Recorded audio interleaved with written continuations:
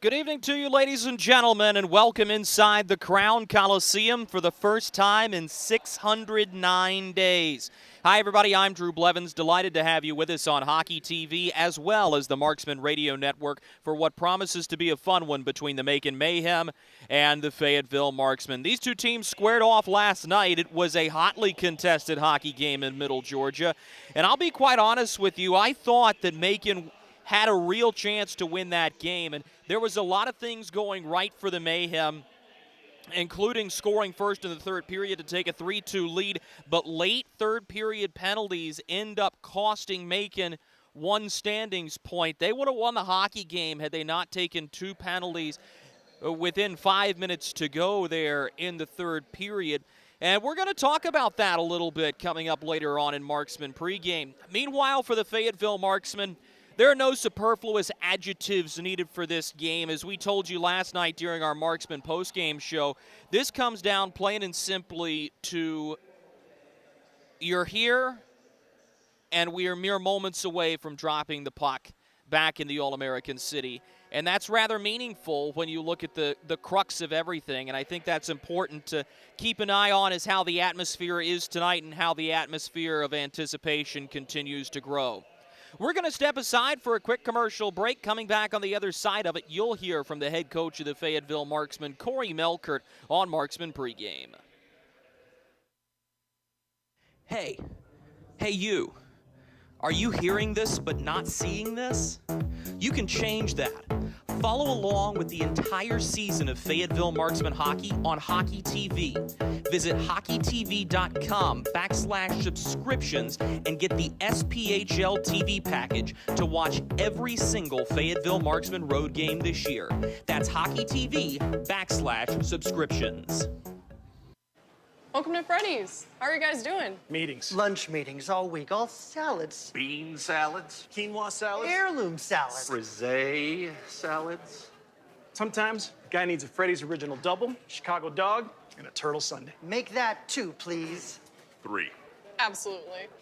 If it's gonna be bad, it better be good. Being bad never tasted this good.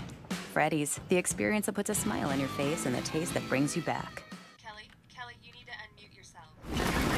For some, it's just the sound of ice hitting heavy-duty plastic. But for us, it's the signal calling us back to the light. And to Greg's house, because he just got a new grill. Connecting to Hot Jams playlist. Welcome back, Bud Light legends. It's time to take summer by the coolers. Something big is coming. Something so big, it'll change the world of chicken sandwiches.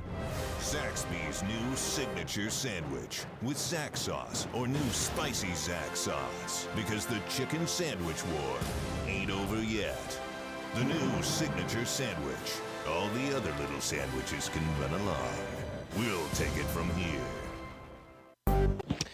We welcome you back to Marksman pregame. Drew Blevins alongside the head coach of the Fayetteville Marksmen, Corey Melkert.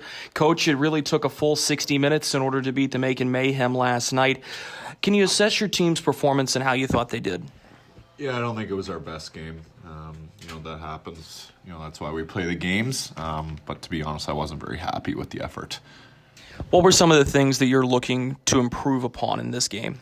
Yeah, I think the work ethic was there. I wasn't, I was happy with that. I think they competed, which is good. I just don't think the execution was there.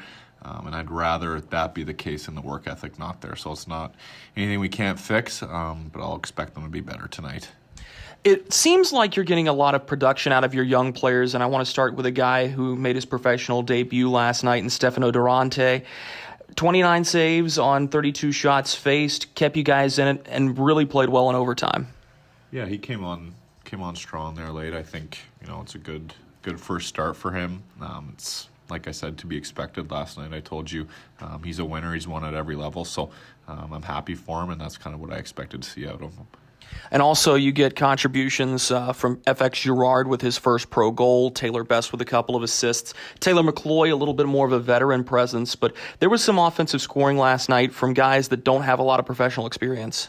Yeah, it's good to see them get on the board. You know, I think FX a guy that has all the tools. He just kind of has to put it together. So kind of nice to see him, you know, get some production and have a game like that. I'm happy for him.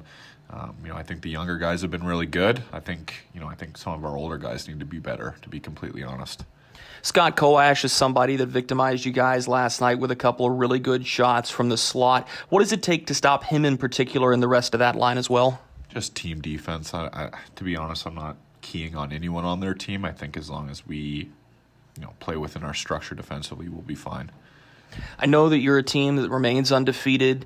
You're still 2 points in back of Huntsville and Evansville. Is that something you guys use as bulletin board material in trying to keep up with the teams that have played more games than you to this point? Or is it very much a controlled atmosphere where you're controlling what you can control and letting the standings shake out however they may? Yeah, I think it's too early for that, to be completely honest. Obviously, we want to win every game we play. We're just trying to look after ourselves in here. We're more worried about, you know, the process and where we need to get to rather than, you know, results in October when it really doesn't mean anything. This is your first home game in 609 days. It's been over 18 months since this team has played at home. Finally, we get to do an interview in your home office, in your home barn. What's kind of the atmosphere in the locker room and right here in the coach's office about having the opportunity to play back in the All-American City? Well, hopefully the players are excited. You know, I'm excited. It's been, like you said, 600 days. You know, I can remember when we kind of got canceled, you know, heading into playoffs a couple years back, and it was really disappointing. So really happy to be back. I'm happy to get the fans back. Got some family down, so it's going to be good. Coach, best of luck tonight. I got to give you a chance one more time to say your word. What's the key? Compete. Coach, thanks so much. Thank you. He's the head coach of the Fayetteville Marksmen, Corey Melkert. We'll be right back with more Marksmen pregame after these messages. This is Fayetteville Marksmen Hockey. Experience the thrill of being a Fayetteville Marksmen season ticket holder and all the benefits that come along with it, including your same great seat for 28 or 14 home games, exclusive season ticket member events, and an opportunity to enjoy discounts on food and beverage and merchandise at the Crown Coliseum. Skate to marksmanhockey.com/season tickets to learn more. Marksman fans, you've waited over 18 months, but on Saturday, October 30th at 6 p.m., your Fayetteville Marksmen return to the Crown Coliseum. Join us before the game at the Crown Complex Plaza to enjoy our Halloween bash with trick-or-treating, games, and music. And then we take on the Macon Mayhem at 6 p.m. A post-game skate follows that Saturday night action. Skate to marksmanhockey.com and click the Tickets tab to secure yours today.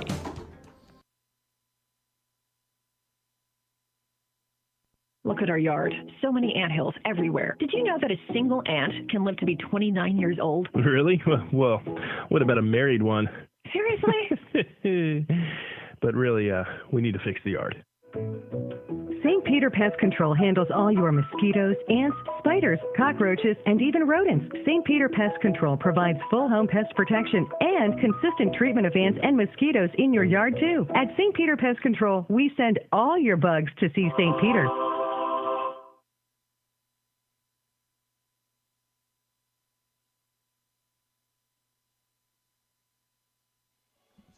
We welcome you back inside the Crown Coliseum.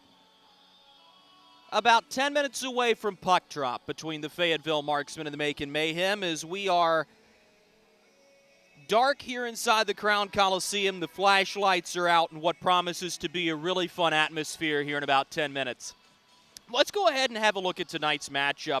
I think it's of vital importance tonight that we keep a very close eye on exactly what it is that the Macon Mayhem are going to do, because whenever you play a game that is filled with emotion and back and forthness, you often find that those games end up in one of two ways. You either come out and you're completely flat for the entirety of the contest, or you come out and the second game is doubly as entertaining in the first. So early in the season, it's difficult to diagnose what's going to happen here, but Macon has played in back-to-back games where they've pushed and brought both Peoria and Fayetteville to the brink. And now on the Marksman side of things, you've faced a little bit of adversity. You know what it feels like to be trailing. And I think the important thing to remember here is you're at home this time. You have the ability to set the tone on your home ice for the first time in 609 days, and that's of utmost and critical importance. I'm looking forward to seeing if Fayetteville can get off to a faster start, because I think it's critical for them to start fast here at home and not let Macon set the tone. So as we have a look down the stretch in this contest, keep a very close eye on both of those things.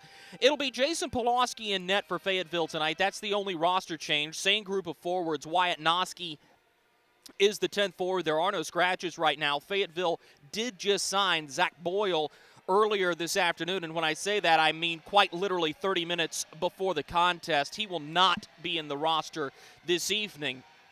But you do know that you will have a new face to look forward to next weekend. So it's going to be a lot of fun to see this group take the ice with the pregame videos playing here at the Crown Coliseum. Let's step aside one more time for these messages in Marksman pregame, and we will be right back with our keys to the game.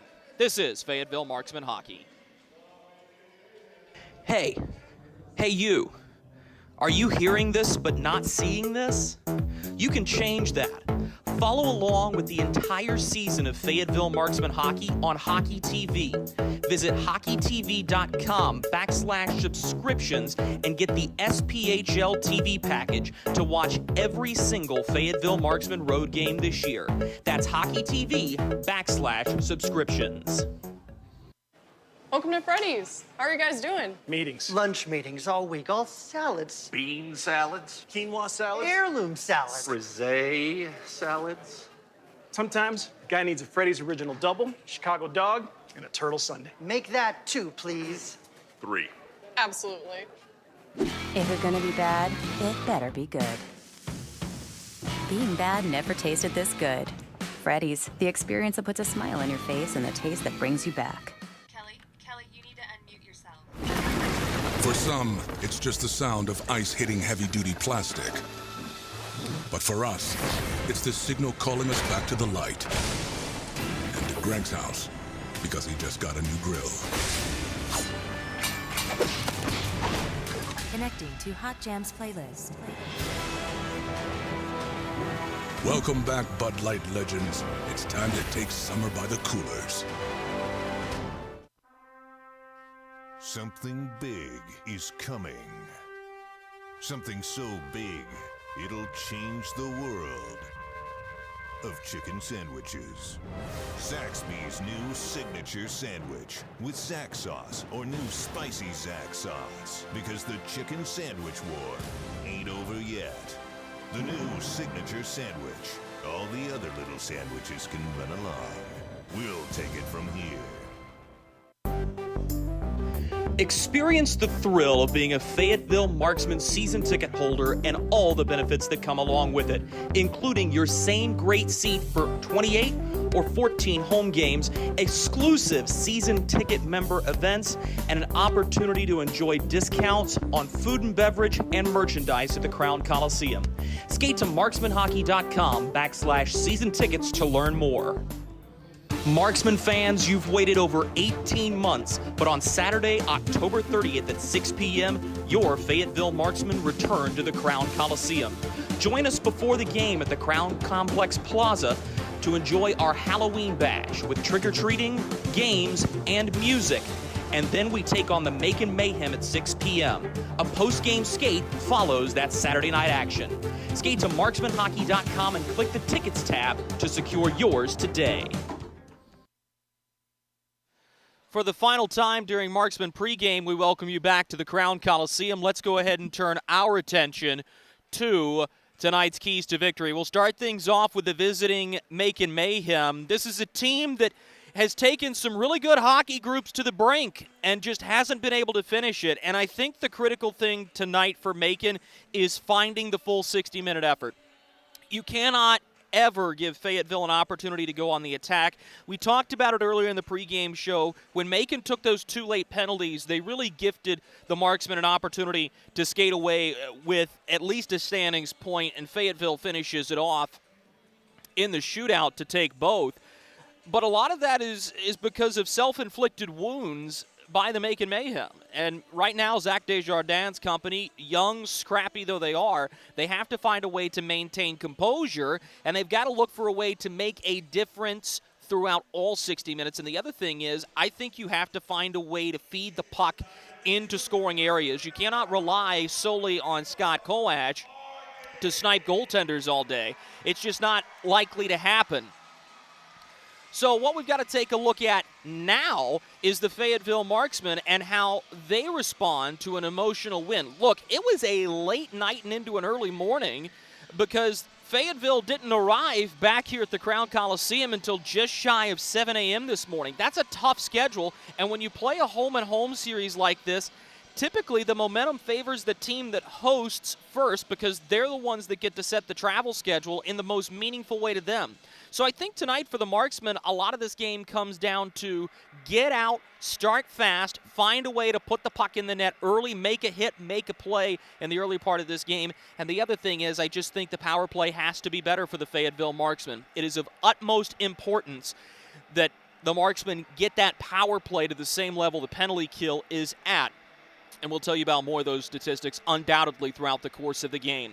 That'll do it for us in Marksman pregame. Folks, 609 days comes to an end in mere moments. Puck drop between Fayetteville and Macon is next.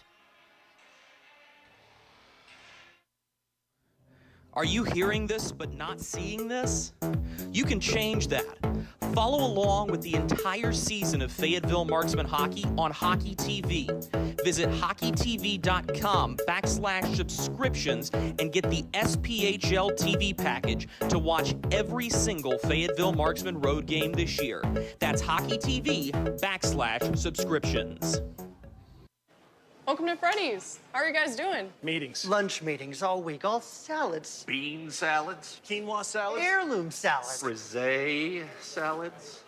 Sometimes a guy needs a Freddy's Original Double, Chicago Dog, and a Turtle Sundae. Make that 2, please. 3. Absolutely. If you're gonna be bad, it better be good. Being bad never tasted this good. Freddy's, the experience that puts a smile on your face and the taste that brings you back. Kelly, you need to unmute yourself. For some, it's just the sound of ice hitting heavy-duty plastic. But for us, it's the signal calling us back to the light. And to Greg's house, because he just got a new grill. Connecting to Hot Jams playlist. Welcome back, Bud Light legends. It's time to take summer by the coolers. Something big is coming. Something so big, it'll change the world of chicken sandwiches. Zaxby's new signature sandwich with Zax sauce or new spicy Zax sauce. Because the chicken sandwich war ain't over yet. The new signature sandwich. All the other little sandwiches can run along. We'll take it from here.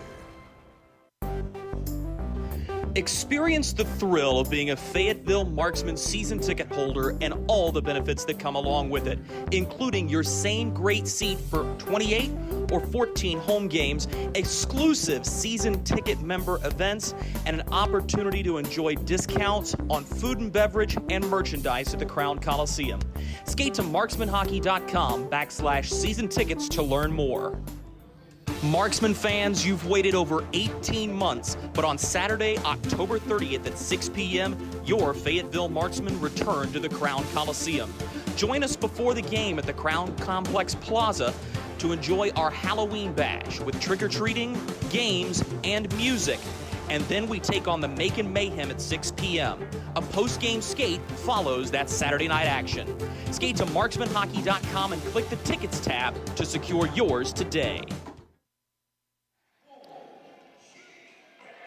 Good evening, ladies and gentlemen, and welcome inside the Crown Coliseum. For the first time in 609 days, the Fayetteville Marksmen play a home game that counts in the SPHL standings. Delighted to have you with us on a fine Chamber of Commerce Saturday night in the All-American City. I'm Drew Blevins. I'll be alongside with you for this one.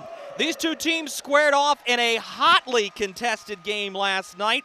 Macon had the lead throughout the majority of the third period, but with less than 3 minutes to go, Tanner Frase's power play marker tied up the hockey game. Fayetteville wins in a shootout to remain perfect on the season at 3-0-0 with 6 standings points. Macon at home earns their first standings point of the season, advancing to 0-3-1 with the shootout loss.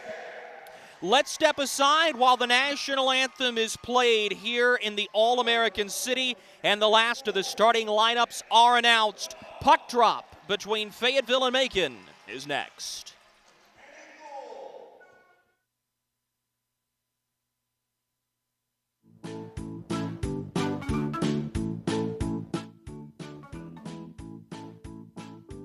Marky?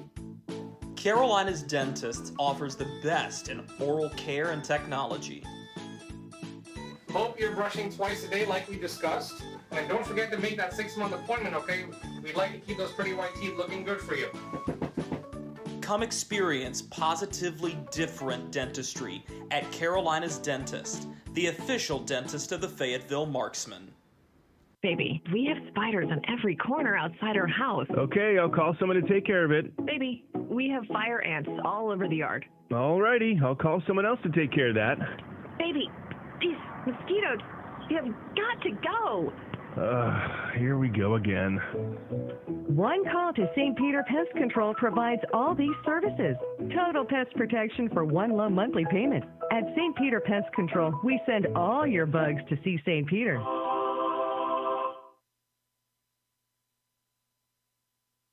Hey you. Are you hearing this but not seeing this? You can change that. Follow along with the entire season of Fayetteville Marksmen hockey on Hockey TV. Visit hockeytv.com/subscriptions and get the SPHL TV package to watch every single Fayetteville Marksmen road game this year. That's hockeytv.com/subscriptions. Welcome to Freddy's. How are you guys doing? Meetings. Lunch meetings all week, all salads. Bean salads. Quinoa salads. Heirloom salads. Frisee salads. Sometimes a guy needs a Freddy's Original Double, Chicago Dog, and a Turtle Sundae. Make that 2, please. 3. Absolutely. If you're gonna be bad, it better be good. Being bad never tasted this good. Freddy's, the experience that puts a smile on your face and the taste that brings you back. Kelly, you need to unmute yourself. For some, it's just the sound of ice hitting heavy-duty plastic. But for us, it's the signal calling us back to the light. And to Greg's house, because he just got a new grill.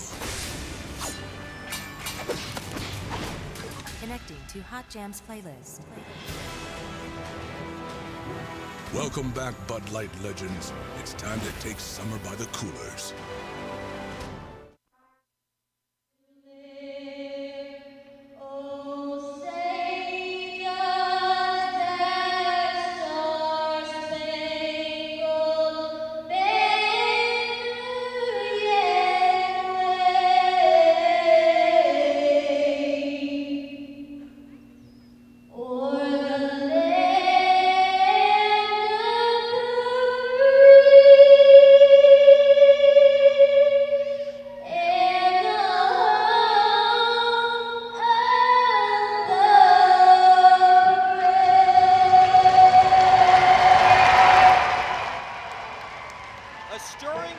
Of the national anthem gets us all set and ready to go from the All-American City.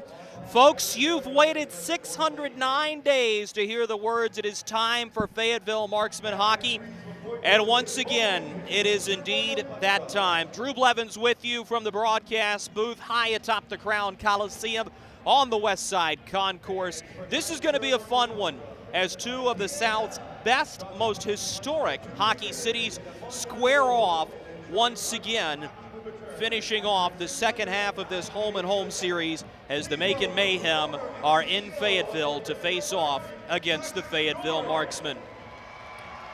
The Marksmen will enter this game perfect at 3-0-0. They have 2 wins over the Roanoke Rail Yard Dogs and a come-from-behind shootout victory yesterday against the Macon Mayhem from the Macon Centerplex, spoiling opening night for the Mayhem.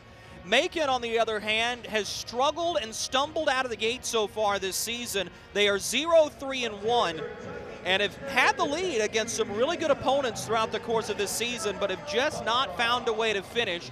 They'll look to repay the Marksmen for spoiling opening night in Macon by trying to do the same here in Fayetteville this evening.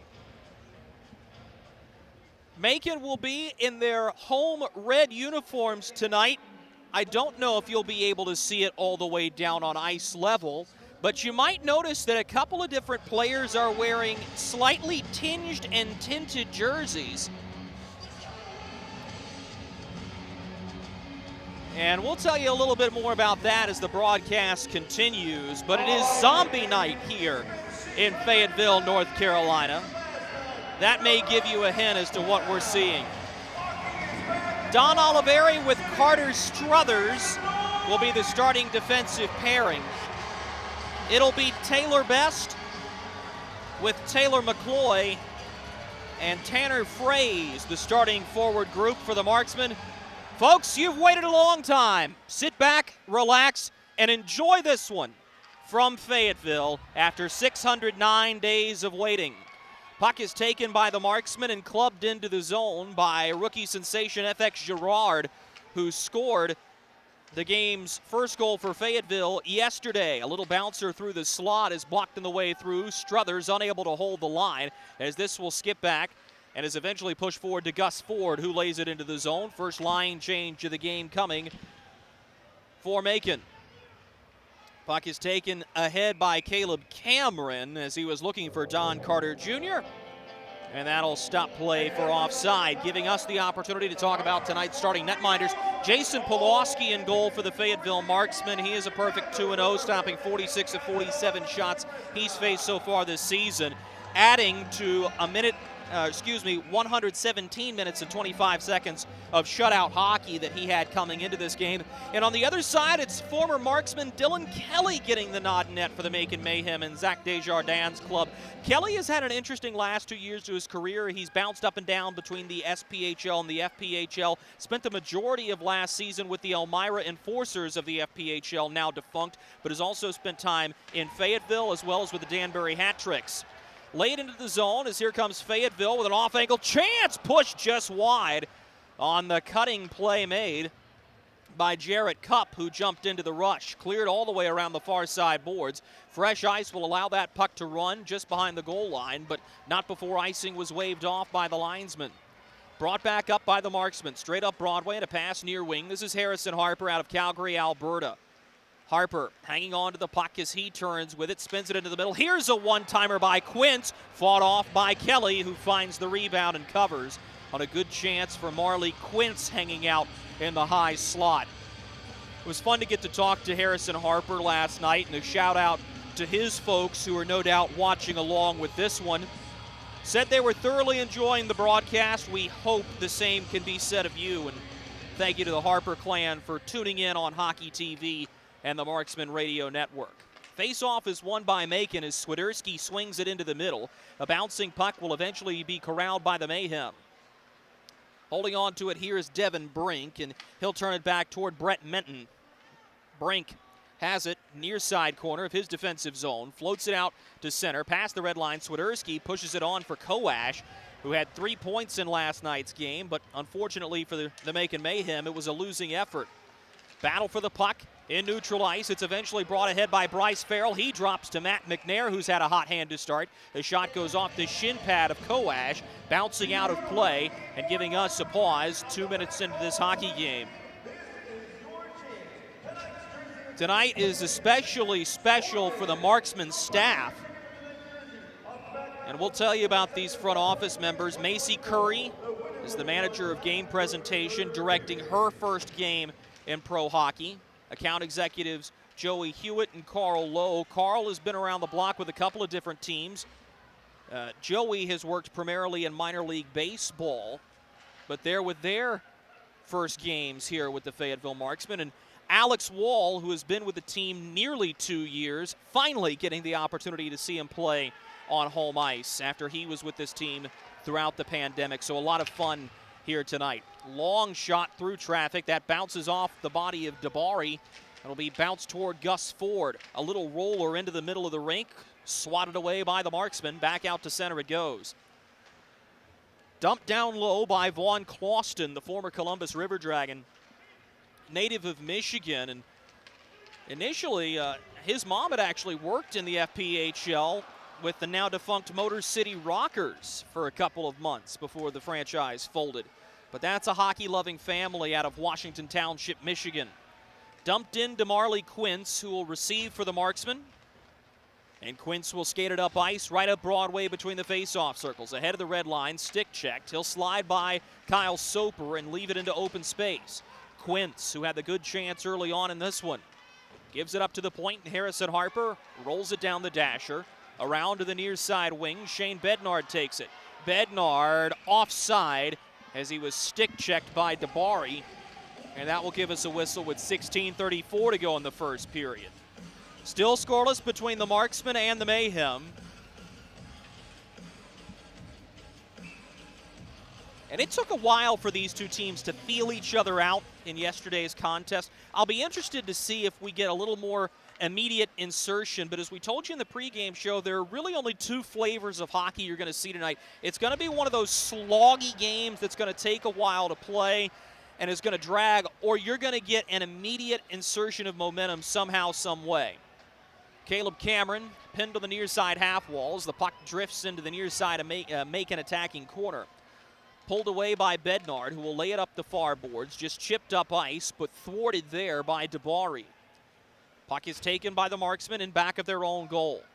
Swung forward, but a turnover on the return pass, backhanded into open space by Taylor Cutting, who was ejected late in the second period of yesterday's game.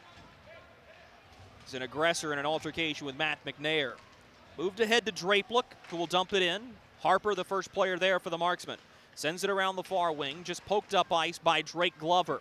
Now a foot race for the puck, cutting the first one there. He swings it back up the near boards. This will be touched by Fayetteville as Noski got a touch on the puck, but eventually taken by Koash and flown all the way back down. Marksman, the first team there. Pass to the near side wing. Noski trying to poke it forward. Mike Swiderski there slamming himself onto the boards to keep it in Macon attacking ice as Alexis Girard will take the puck for the Marksman. Passes to his defense partner and now swung directly back by Cup, who finds Girard. Laid forward, but the puck is taken and swung back up the ice by Clauston. In trouble, Clauston unable to get it out cleanly as this puck will jump out of play. And that'll take us to our first commercial break. 14:58 remaining in the first period. We'll step aside with the score Fayetteville 0, Macon 0. Welcome to Freddy's. How are you guys doing? Meetings. Lunch meetings all week, all salads. Bean salads. Quinoa salads. Heirloom salads. Frisee salads. Sometimes a guy needs a Freddy's Original Double, Chicago Dog, and a Turtle Sundae. Make that 2, please. 3. Absolutely. If it's gonna be bad, it better be good. Being bad never tasted this good. Freddy's, the experience that puts a smile on your face and the taste that brings you back. Kelly, you need to... 14:58 remaining in the first period from the Crown Coliseum in Fayetteville, North Carolina. The Fayetteville Marksmen 0 and the Macon Mayhem 0. Best chance came 90 seconds in on a Marley Quince one-timer that was fought off by Dylan Kelly, and it looked like that shot handcuffed him initially. Face-off from center ice is won by the Mayhem as they'll send this one sky high up in the air. Gus Ford, the first to it. Gives to Rogers, who will drop into the middle looking for Brendan Hussey. This could spring a chance the other way on a poke check. Marksman, the first team to it in the middle. McCloy spins it back for FX Girard near face-off circle. Gives it to the point. Long shot from Struthers, battled off by Dylan Kelly, who once again looked a little awkward making that save on the blocker's side. Far side of the rink now. Hussey unable to get it out. Second try by Vaughn Clauston off the far boards all the way down. It misses Pawlowski, so this will be icing. No change for a weary Macon unit. And as we told you before in these broadcasts, whenever you have an icing like that that comes late in the shift, the face-off that ensues is critical. And already we're looking at better part of a 40-second shift for this Mayhem unit. And the Marksmen win the draw. Pass to the slot intended for Quince, broken up by Devin Brink. Flown all the way back. This will be on net. Pulaski plays it. Macon survives the chance from the Marksman. Quince run into by Don Carter Jr. Marksman to do the puck, though, as Bednard swings it far side. Fraze chips it to the far wing. Here's a wrist shot off the catching side shoulder of Dylan Kelly. And out of play as Don Oliveri jumped up into the rush. And you're going to see Oliveri do that. Heady veteran player, and he doesn't particularly enjoy being reminded that he's the oldest guy on this roster. Had an upper body procedure during the COVID break and spent a lot of time in recovery, missed a lot of time, and he told us in his preseason interview it was kind of strange because at one point you're a guy who's had a lot of games played in the league, but you're not really the veteran and the guy that everybody's looking to, and all of a sudden now at 30 years old, Oliveri has really turned into that veteran leader. 13:35 to go first period.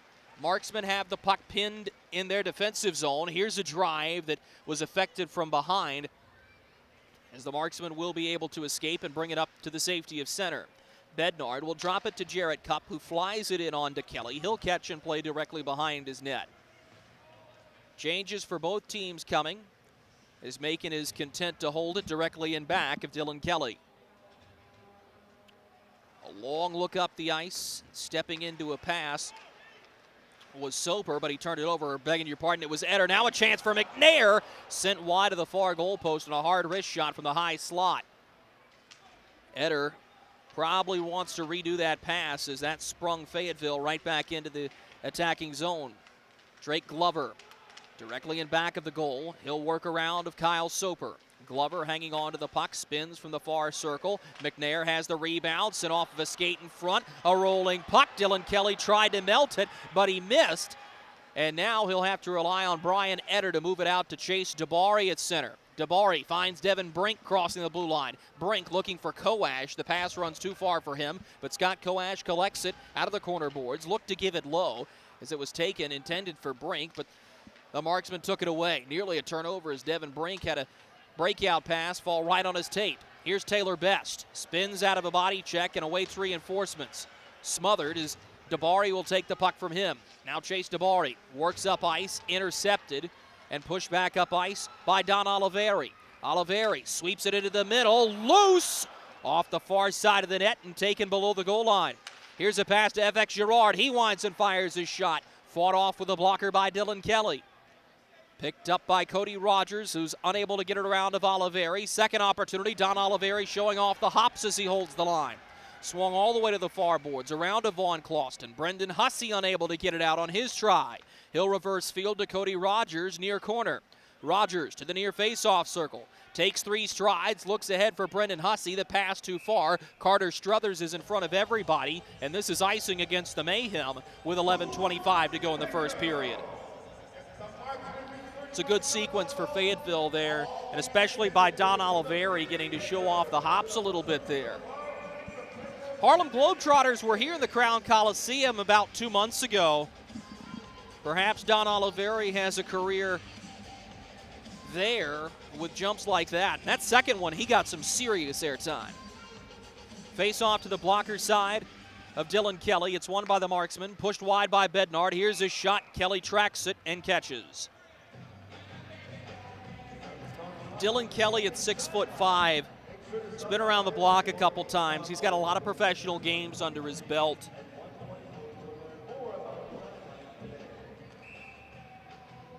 And I think what you're going to look for here is you've got to find a way to get Dylan Kelly moving. He's going to be calm and composed because he's got such a big frame. He's going to stop anything that comes at him initially unless it's a breakaway. You got to create traffic in front. Quince spins it to the back door. A step late was Bednard, who has the puck now. At the far face-off circle, Shane Bednard sends a pass off of a skate. This is going to spring a breakaway the other way. It's Koash. He's in, holds. Pulaski says no. Twice on the rebound. They score! Don Carter Jr. on the rebound, puts it in for the Mayhem after the turnover at the Marksman blue line, and Macon has drawn first blood.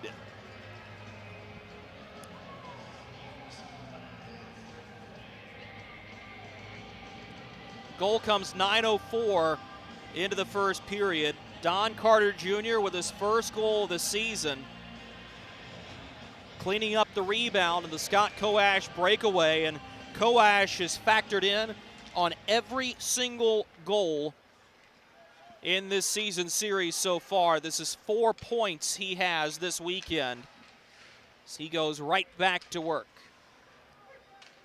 Far side boards, Macon looking for a little more. Soper's shot rolls wide of Pulaski. We'll do the math for you. That will stop Jason Pulaski's shutout streak. And officially, he will have made 49 consecutive saves. Good streak and a good start to the season for Pulaski. This one goes screaming off the back glass. Line held by Brian Etter, as now Storman will push it back. Sam Storman has the puck up in his skates. Holding the line, Devin Brink tried to curl it into the middle. Brink's pass knocked away by Alexis Girard. Now Devin Brink will slide it to the near side boards. He was looking to get it deeper into the corner. Turning with it, here's Coash. Looks to move it further deep into the zone. Alexis Girard sniffs it out, moves it up ice. Fayetteville will dump it in onto Dylan Kelly, who steers it into the near corner. Hanging on to the puck now is Drake Glover. We'll get some help from Wyatt Noski as Fayetteville works at the near circle. McCloy works in the high slot, spins to the far face-off circle. Hanging on to it here, he loops it into the middle as Hussey had his stick tied up. This puck will bounce back to the Fayetteville defensive blue line as the Marksmen will have to move it up ice here. Don Oliveri gives into the middle of the rink. McCloy was stick checked, lost the puck, and Brendan Hussey brings it back up. Hussey ahead of the blue line, reaching out after it. Girard pokes this one up and out of play. And I believe this is going to be a penalty against the Marksmen, and it will be. Power play coming for the Macon Mayhem. Tell you about it after these messages. This is Marksman Hockey. You need to unmute yourself. For some, it's just the sound of ice hitting heavy-duty plastic. But for us, it's the signal calling us back to the light. And to Greg's house, because he just got a new grill. Connecting to Hot Jams playlist. Welcome back, Bud Light legends. It's time to take summer by the coolers.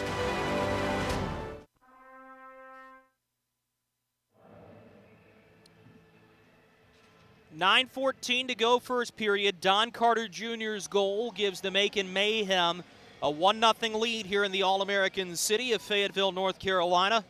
Gorgeous night with a slight fall breeze. And of course, the action starting to heat up here inside the Crown Coliseum. Face off to the glove side of Jason Pulaski is pushed forward by the Marksman. This will roll all the way down. Penalty was for delay of game. It's against Carter Struthers. He shot the puck out of play at the last sequence. That will put Fayetteville on the Freddy's penalty kill. And quickly shot into the Marksman bench on the zone entry by Macon. When the Marksmen kill off a penalty at home, everybody inside the Crown Coliseum wins a free cone of custard from Freddy's Frozen Custard and Steak Burgers. You can visit them just across the street from Methodist University on Ramsey Street. 8:55 remaining in the first period. The Marksmen win the ensuing draw, but a great hand-eye coordination by Kyle Soper to hold the line. Macon will set things up on the power play by moving the puck low. This is Don Carter Jr. Slides it up to Caleb Cameron. Gives into the slot. Holding with it. Soper fires a wrist shot. That may have been affected by diving Harrison Harper. Moved low as Macon sets things up on the near side boards once again. Nigel Slade, the former Marksman, pushes it to the point for Soper. Back to the near face-off circle. Slade below the goal line. Carter looked to give it up to the point. Pass is intercepted and shot down the length of the rink on a superb play by Taylor McCloy, penalty killing. Macon will reset from their own zone. 8 minutes, 10 seconds to go in the first period. 50 seconds remaining on the Freddy's penalty kill for the Marksmen. You're going to hear a roar of approval if the Marksmen can finish this off. It's not necessarily that Macon struggled on the power play. It's just the Marksman penalty kill has been really, really good this season. They have not allowed a power play goal. They are a perfect 8 for 8. Holding on to the puck is Gus Ford. Swings it to the point. Etter gives back to Ford down the near boards. He pushes it up to the near blue line. Etter gives it down the wing to Ford, who finds a man in the middle. That's Rogers. His shot blocked. Ford finds the rebound. He digs to the middle, lifts a backhand off the crossbar. Big rebound, swept to the point, but Brian Etter holds the line. Given to the far wing now, and a pass into the slot. A rolling puck. Cody Rogers holding the line here. 7 seconds to go in the Mayhem power play. Rogers sends it low. Ford may have taken a stick high as the Marksmen get to the puck first. Penalty has been killed. Struthers is going to join the rush. As opting to dump it in is Sam Storman. Fresh 5 out of the ice for the Marksmen. So that means everybody in attendance is going to get a free cone of custard tonight. And that's a nice prize. Taken up by Etter, who dumps it in. You hear the roar of approval from the crowd here at the Crown Coliseum. Dangerous pass into the middle of the rink, steered up ice by the Marksmen. Pushed to the far side boards, behind of FX Girard. Middle of the rink now. Oliveri backhands into the high slot as he was looking for McCloy. Stolen and taken back the other way. This is Mike Swiderski trying to split the defense. Sends a shot wildly around of Pulaski, who was tending to the far goal post and really never had to make a play. Did on that one, though, as Caleb Cameron's shot steered aside with a blocker by Pulaski. Hard takedown by Oliveri, who punishes his man. 3-on-2 for the Marksmen as they bring it into attacking ice. Spun to the middle, held on to McCloy, shot snared. Held on to by Dylan Kelly. 6:06 to go in the first period, and another good stop by the Macon netminder. It's going to be really difficult to outdo what Michael Stiliadis did last night with a 44-save performance, and he was something special. And it's one of those games that if you're a fan of goaltending, it's a shame somebody had to lose it, because I thought Stefano Durante was really good too in his pro debut. Clean face-off win to Tanner Fraze as the Marksmen set things up offensively. Harrison Harper lays it low. It's picked up there by McNair, who will push it back to Harper. Fires a wrist shot off the inboards. Making the first team to it, unable to get it out on the first try. Marley Quince onto the puck. Backhands it wide, and it'll be swept low by Tanner Fraze, who scored last night to tie the game with 2:49 to go in regulation. Far point. Here's a one-timer. Kelly catches on his chest and does not give a second opportunity. 5:38 remaining in the first period. Macon 1, Marksman 0. Don Carter Jr. had the goal. It came 9:04 into the opening frame of play. This face-off will be to the glove side of Dylan Kelly as the Marksmen have done a nice job tilting the ice in their favor. Near side half wall, Gus Ford is able to send it all the way down. This will be icing. 5:29 to go in the first period.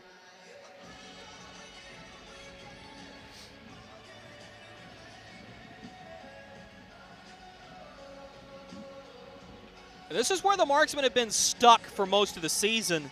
It's not that they're playing poorly, it's just they cannot seem to get out and garner momentum early in a hockey game. And, well, you know what they can do in the third period. You've seen it in 3 straight games. It makes for an entertaining brand of hockey, but for the coaching staff, they want to see the full 60.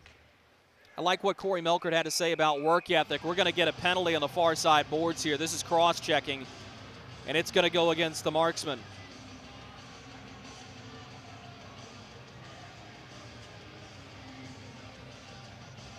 That was a hard fall. Don Oliveri is going to take the penalty. Cross-checking the call given by referee Derek Boehm. Phil Rusler and Jason Knox working the lines this evening. So back to the Freddy's penalty kill go the Marksmen.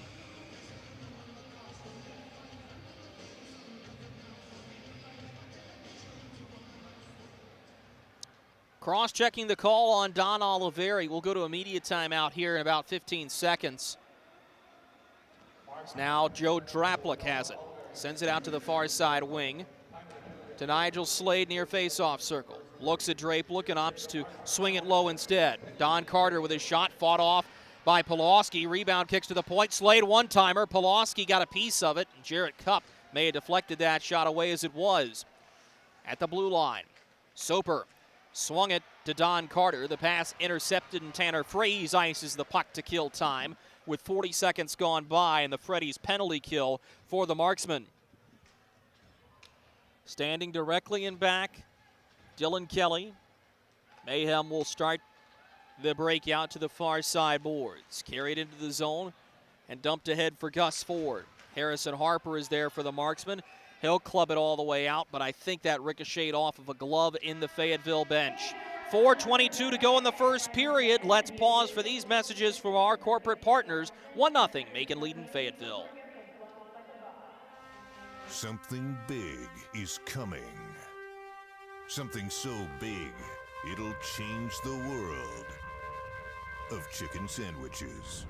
Zaxby's new signature sandwich with Zax sauce or new spicy Zax sauce. Because the chicken sandwich war ain't over yet. The new signature sandwich. All the other little sandwiches can run along. We'll take it from here.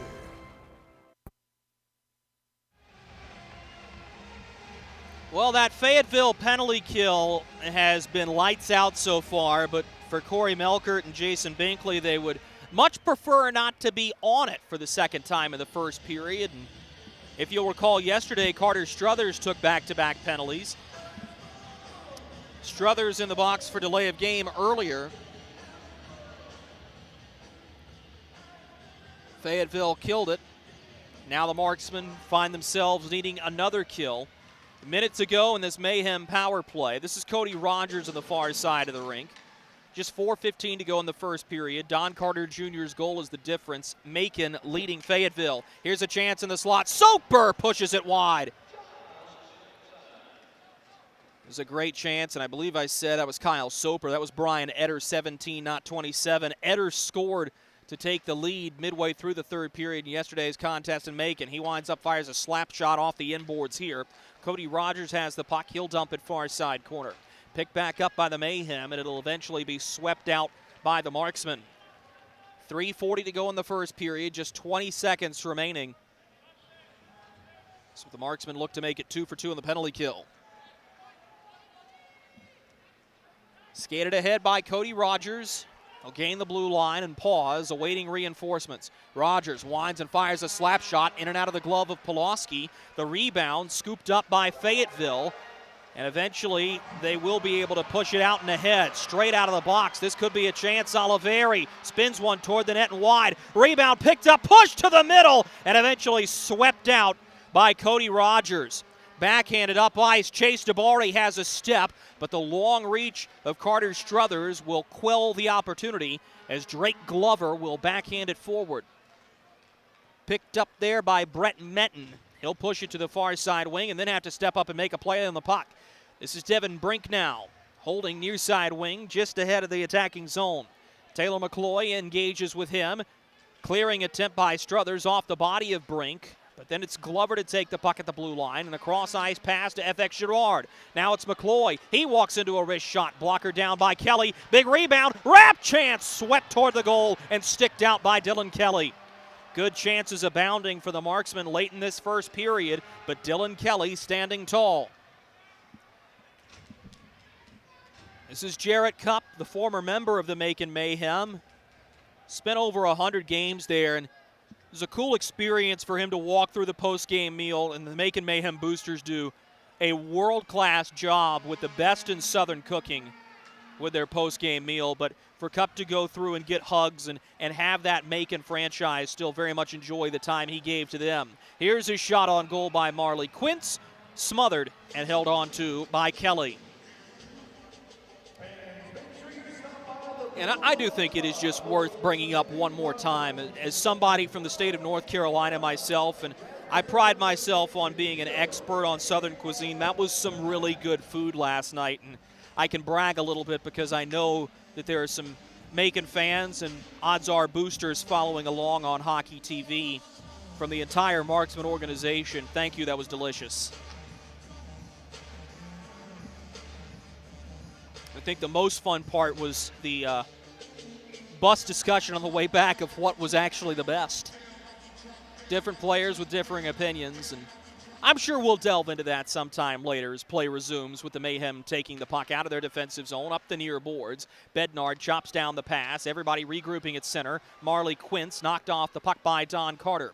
Brought ahead to Caleb Cameron. This is going to roll all the way on to Pulaski, who will freeze the puck with 1:36 to go in the first period.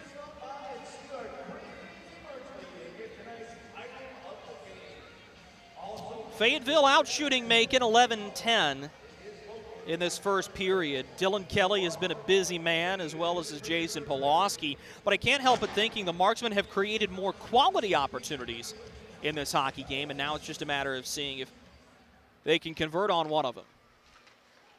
Puck is pinned on the far side boards, eventually knocked free to Nigel Slade.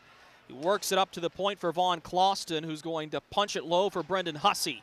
Spinning out of trouble, and a hit from Don Oliveri. Hussey knocks the puck free. Oliveri doing yeoman's work. It's taken away. Here's a shot. Pulaski has to squish it. Puck loose in the goal crease. Pulaski, spread eagle, keeps it out. We stay 1-0 with 1:17 to go in this period.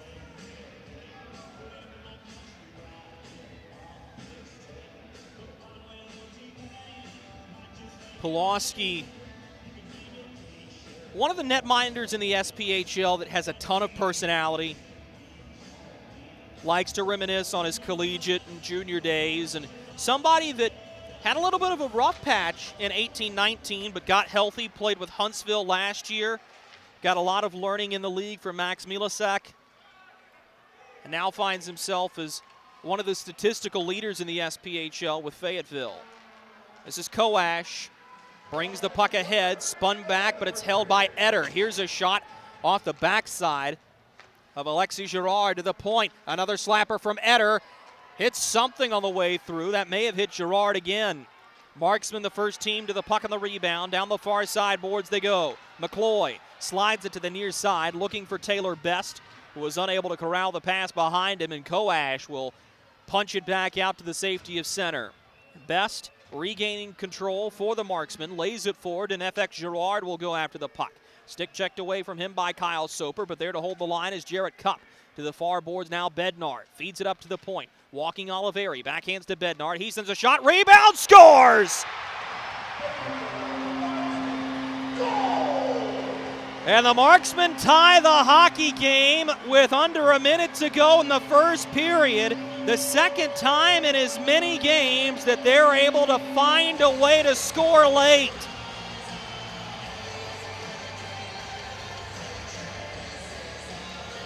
We told you the key was to get Dylan Kelly moving.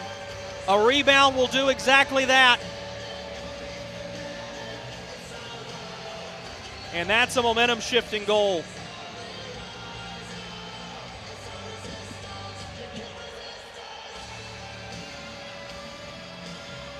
Matt McNair will draw at center for it.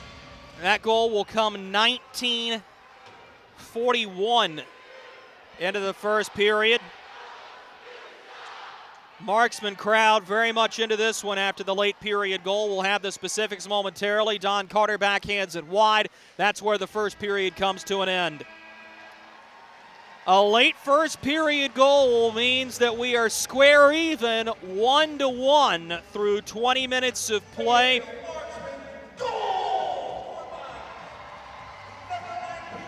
It'll be Taylor Best to get his first professional goal and his third point on the weekend. We'll get the rest of those specifics for you coming up in our first period intermission report. Don't go anywhere. We'll be right back after these messages. This is Marksman Hockey. Goldie from Good Morning Fayetteville for St. Peter Pest Control. They've been doing my pest control services all summer, and it's been wonderful not to have to deal with ants or mosquitoes the last few months. All that money I saved in calamine lotion. Ray and Preston St. Peter show up, they spray outside, but they also do in-home pest control. So if you have roaches or, dare I say, rodents, they'll take care of them as well, because the last thing you need is unwanted visitors making a nest in your Christmas decorations up in the attic. Call St. Peter Pest Control. They send all your bugs and pests to see St. Peter.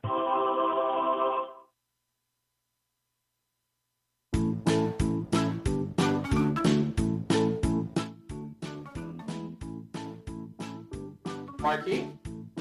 Carolina's Dentist offers the best in oral care and technology. Hope you're brushing twice a day like we discussed. And don't forget to make that 6-month appointment, okay? We'd like to keep those pretty white teeth looking good for you. Come experience positively different dentistry at Carolina's Dentist, the official dentist of the Fayetteville Marksmen.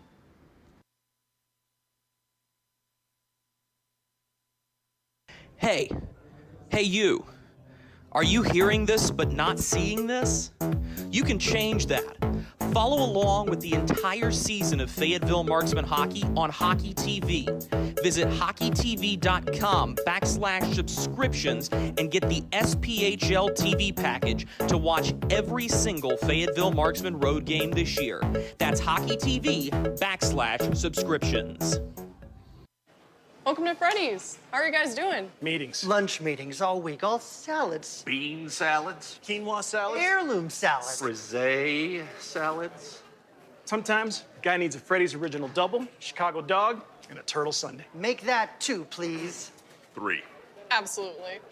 If you're gonna be bad, it better be good. Being bad never tasted this good. Freddy's, the experience that puts a smile on your face and the taste that brings you back. Kelly, you need to unmute yourself.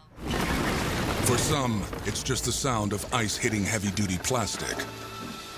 But for us, it's the signal calling us back to the light. And to Greg's house, because he just got a new grill. Connecting to Hot Jams playlist. Welcome back, Bud Light legends. It's time to take summer by the coolers. Something big is coming. Something so big, it'll change the world of chicken sandwiches. Zaxby's new signature sandwich with Zax sauce or new spicy Zax sauce. Because the chicken sandwich war ain't over yet. The new signature sandwich. All the other little sandwiches can run along. We'll take it from here. Experience the thrill of being a Fayetteville Marksmen season ticket holder and all the benefits that come along with it, including your same great seat for 28 or 14 home games, exclusive season ticket member events, and an opportunity to enjoy discounts on food and beverage and merchandise at the Crown Coliseum. Skate to marksmanhockey.com/season tickets to learn more. We welcome you back to the broadcast booth inside the Crown Coliseum. Drew Blevins with you. Strong period from both sides. It just took a little while for things to kind of get going between these two teams. As we put this period on reset for you, the Marksmen took a pair of difficult penalties. Carter Struthers on the delay of game, and that was backed up by a borderline cross-check on Don Oliveri, one that he felt he didn't commit. And there was contact there. There's no doubt about that. But I think the bigger thing was there was an awkward fall. And it's been one of those points of contention for officials to have to work with, not penalizing the fall and penalizing the infraction. And for Derek Boehm and company, they deemed that Oliveri had more to do with that hard collision into the boards. And thus you see the power play given. Fortunately, the Marksmen so far this season have been really, really good on the Freddy's penalty kill, and I think that's something you're going to see be a point of pride for Corey Melkert and company. But it's going to take something to get out of the doldrums of being in the penalty box. You're going to have to find a way to go onto the power play or at least keep the game 5-on-5. Fortunately for Fayetteville, they were able to tie things up after Don Carter Jr. scored the first goal of the game.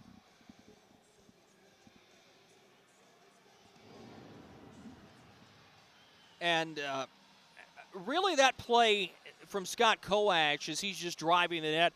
Koash is a born finisher, and you can be nothing but complimentary of the guy's game. But he does get stopped by Jason Pulaski, and I think it was after that Bednard turnover there at the blue line that things really got hectic. And it'll be interesting to see how Fayetteville responds. And just as soon as you thought the Marksmen were going to go down at the break by 1, it's Taylor Best on the near goal post. He scores to tie the hockey game And as we talked with Corey Melkert about during the beginning part of his intermission, or pregame interview, I should say, you really started to get a sense that he likes having these younger players, these developable minds, and you're starting to see it pay dividends. He's letting the young guys figure it out, and Taylor Best is just the latest in what is a growing list of guys to score their first professional goal. Coming up on the other side of this break, we'll catch up with forward Tanner Fraze, who scored in last night's game to tie things up in the third period. This is Marksman Hockey.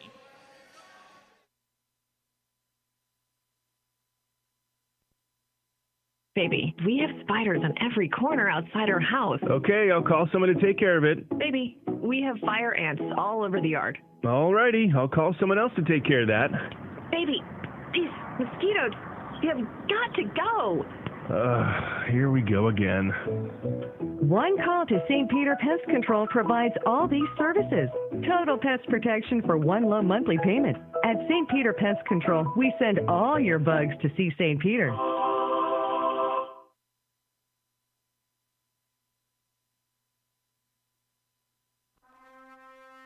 Something big is coming.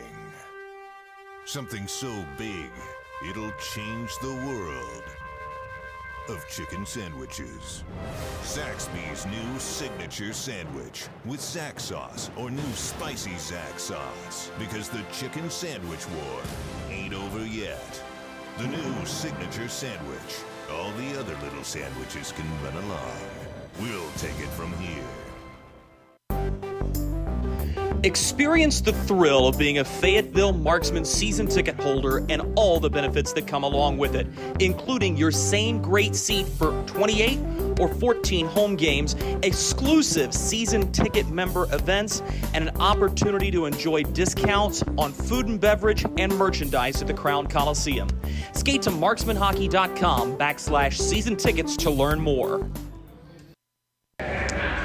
We welcome you back inside the Macon Coliseum. Drew Blevins alongside forward Tanner Fraze. Tanner, you were able to put the puck in the back of the net last week. Walk me through that play, big goal in the third period. Yeah, it was something we had talked about going in the face-off. Beds said he's going to want to get a quick shot off, so face-off worked out that way, and lucky enough went in the net. You're a guy who's been around this league a while. You had played in the state of Alabama last year. Now you find yourself in Fayetteville. What's been some of the advice you've given to some of the younger guys around the room about how life functions in the SPHL? Things go pretty quickly in the SPHL. I feel like, got guys coming in, every week down from the coast or call-ups from wherever, and you just got to find a role to stay on a team, I think, is the biggest thing. Best advice I can give is find a role and just find a way to stick around. And when you talk about finding a role, in your own words, what do you think your role is and the way you fit into this marksman puzzle? I think, I'm a pretty responsible guy. I think that I'm someone that can be relied on in all zones on the ice. I like to take pride in my defensive game, and as well, if opportunity arises, I think I can put the puck in the net. You certainly don't want to look beyond the remaining game that you have here tonight, but tomorrow you do get the opportunity to play at home, first time in 3 games, first time in 3 weeks. How excited are you to get back in front of the fans in Fayetteville? Oh, very excited. I mean, there's nothing better than playing at home, especially the home opener, and we want to put on a good show for the fans. They've been waiting a long time for us to come back to the Crown, and we can't wait. This is a Macon team you're going to get to see 13 times throughout the course of the season. How important is it tonight to go ahead and send a message? It's very important. Obviously, the first game kind of sets a tone for the rest of the year, and like you said, we play them 13 times. So I think we got to set the bar high tonight, come out and show them what we're all made of. Last question for you. You're still fairly new to Fayetteville. What's been your favorite part of the All-American city so far? It's a great city. I wasn't sure what to expect, and I really like it. I think the rink's amazing, the fans, the people, everyone I've met's very nice, and I think it's just a very good place to play hockey. Tanner, thanks so much. Best of luck tonight. Thank you. That's Tanner Fraze, forward for the Fayetteville Marksmen. We'll be right back with more of our first period intermission report after these messages. This is Fayetteville Marksmen Hockey. Hey you. Are you hearing this but not seeing this? You can change that. Follow along with the entire season of Fayetteville Marksmen Hockey on Hockey TV. Visit hockeytv.com/subscriptions and get the SPHL TV package to watch every single Fayetteville Marksmen road game this year. That's hockeytv.com/subscriptions. Welcome to Freddy's. How are you guys doing? Meetings. Lunch meetings all week, all salads. Bean salads. Quinoa salads. Heirloom salads. Frisee salads. Sometimes a guy needs a Freddy's Original Double, Chicago Dog, and a Turtle Sundae. Make that 2, please. 3. Absolutely. If you're gonna be bad, it better be good. Being bad never tasted this good. Freddy's, the experience that puts a smile on your face and the taste that brings you back. Kelly, you need to unmute yourself. For some, it's just the sound of ice hitting heavy-duty plastic. But for us, it's the signal calling us back to the light. And to Greg's house, because he just got a new grill. Connecting to Hot Jams playlist. Welcome back, Bud Light legends. It's time to take summer by the coolers. Something big is coming. Something so big, it'll change the world of chicken sandwiches. Zaxby's new signature sandwich with Zax sauce or new spicy Zax sauce. Because the chicken sandwich war ain't over yet. The new signature sandwich. All the other little sandwiches can run along. We'll take it from here.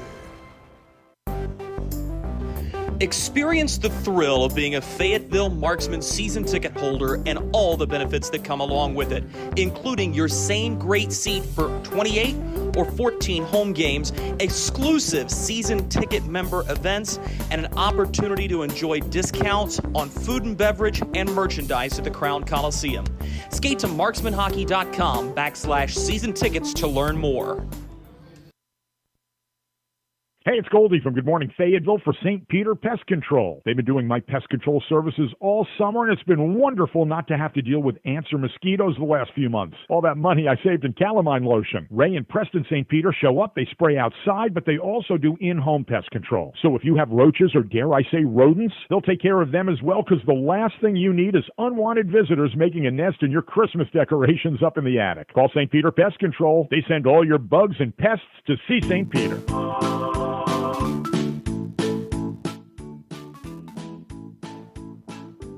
Marky?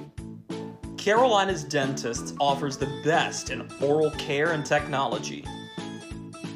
Hope you're brushing twice a day like we discussed. And don't forget to make that 6-month appointment, okay? We'd like to keep those pretty white teeth looking good for you. Come experience positively different dentistry at Carolina's Dentist, the official dentist of the Fayetteville Marksmen.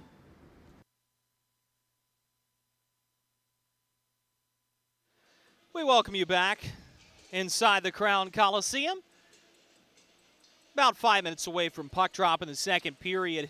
And I think Tanner Fraze really gave you good insight as to how important the communication is between all of these hockey players. And listening to the way that he talks about Shane Bednard as a veteran player, I think it's very interesting to learn a lot about the communication that goes on between these guys. And that's what it's going to take, I think, for both of these teams really to insert themselves further into this contest right now. Because once again, we've played 20 minutes, and it does not look like either team has really taken the advantage and taken the momentum. Fayetteville, with that late period goal, is going to have a good jump coming into the second period. But I think more importantly than that is you're seeing a Macon Mayhem team once again that is making life difficult on an opponent that on paper is probably a little bit better than they are. And right now, they don't care. They're a hungry team. They've come out, and I thought they played a really strong first handful of minutes. And really the lone defensive breakdown where Taylor Best leaks off the side, that's where they get caught and ultimately burned and victimized. Let's pause one more time. Puck drop in period number 2 is next. We welcome you back to Marksman pregame. Hey you. Are you hearing this but not seeing this? You can change that. Follow along with the entire season of Fayetteville Marksmen hockey on Hockey TV. Visit hockeytv.com/subscriptions and get the SPHL TV package to watch every single Fayetteville Marksmen road game this year. That's hockeytv.com/subscriptions. Welcome to Freddy's. How are you guys doing? Meetings. Lunch meetings all week, all salads. Bean salads. Quinoa salads. Heirloom salads. Frisee salads. Sometimes a guy needs a Freddy's Original Double, Chicago Dog, and a Turtle Sundae. Make that 2, please. 3. Absolutely. If you're gonna be bad, it better be good. Being bad never tasted this good. Freddy's, the experience that puts a smile on your face and the taste that brings you back. Kelly, you need to unmute yourself. For some, it's just the sound of ice hitting heavy-duty plastic. But for us, it's the signal calling us back to the light. And to Greg's house, because he just got a new grill. Connecting to Hot Jams playlist. Welcome back, Bud Light legends. It's time to take summer by the coolers. Something big is coming. Something so big, it'll change the world of chicken sandwiches. Zaxby's new signature sandwich with Zax sauce or new spicy Zax sauce. Because the chicken sandwich war ain't over yet. The new signature sandwich. All the other little sandwiches can run along. We'll take it from here.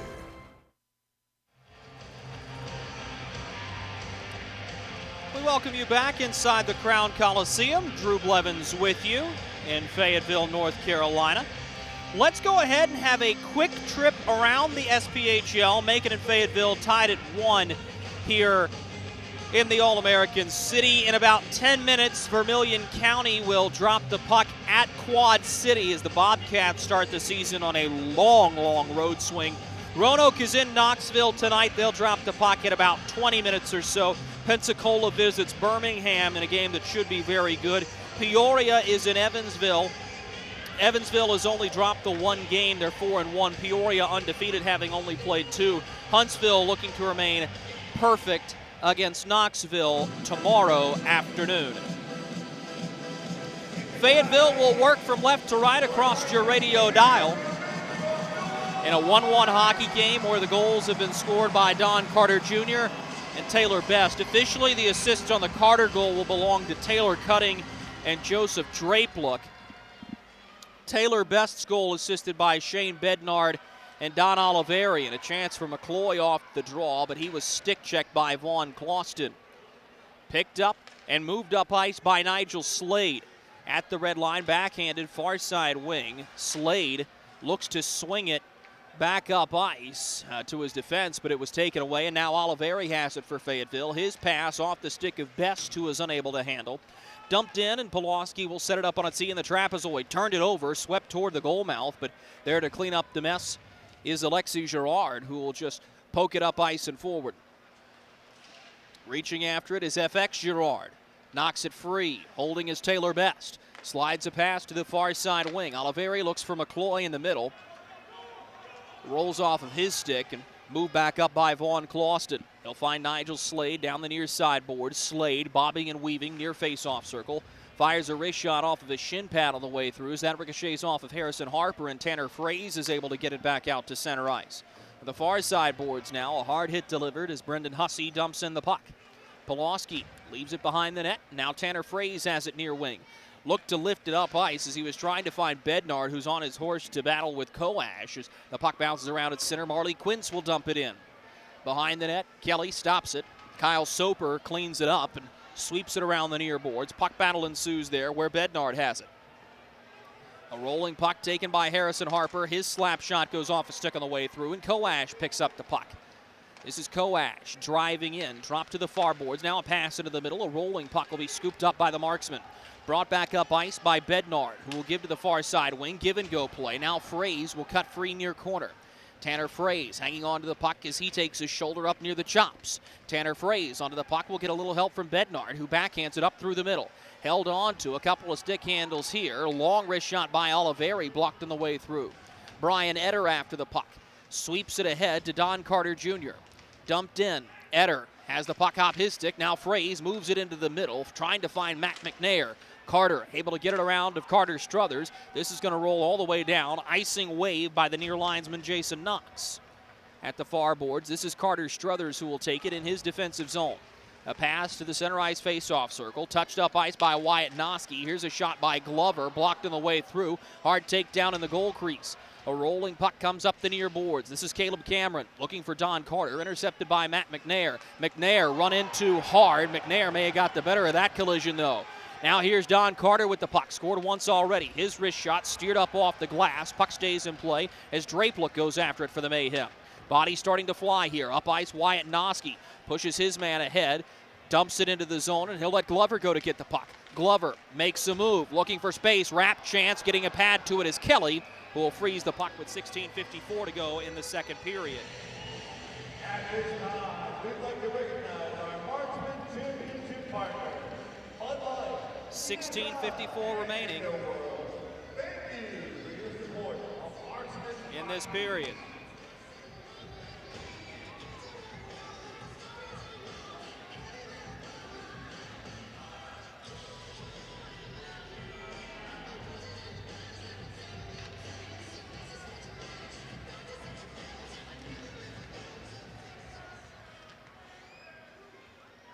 Puck is taken by Hussey, who will try to push that one down a little bit further.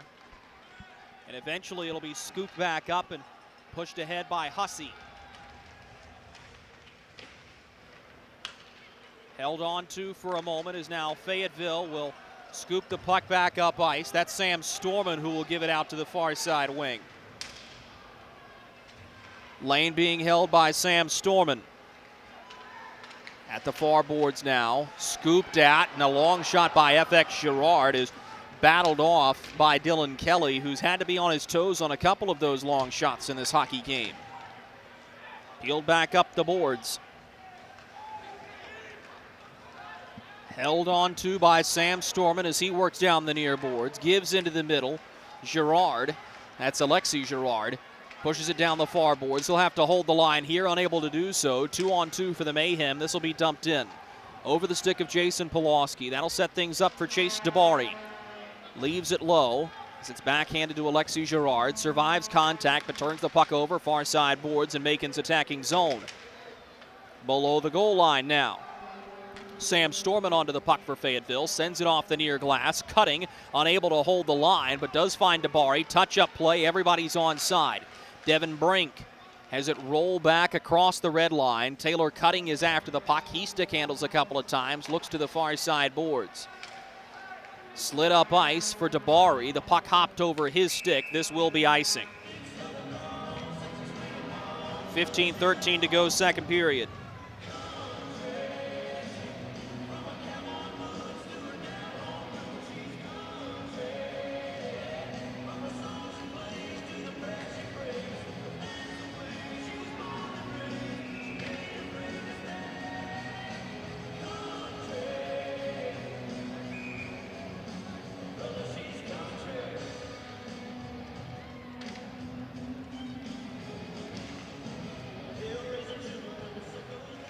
So the face-off is won by Fayetteville, and the Marksmen will establish possession below the goal line.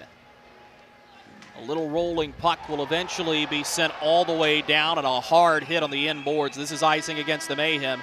14:58 to go in the second period. Score remains 1-1. Back after these messages. Kelly, you need to unmute yourself. For some, it's just the sound of ice hitting heavy-duty plastic. But for us, it's the signal calling us back to the light. And to Greg's house, because he just got a new grill. Connecting to Hot Jams playlist. Welcome back, Bud Light legends. It's time to take summer by the coolers.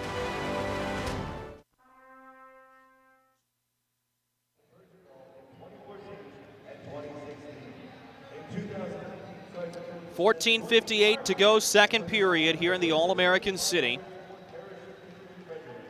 It's been a good one so far as the Marksmen have pushed here early in the second period, using the momentum from the goal 1941 into the first. And we'll let you hear the crowd and the fans salute our hometown hero.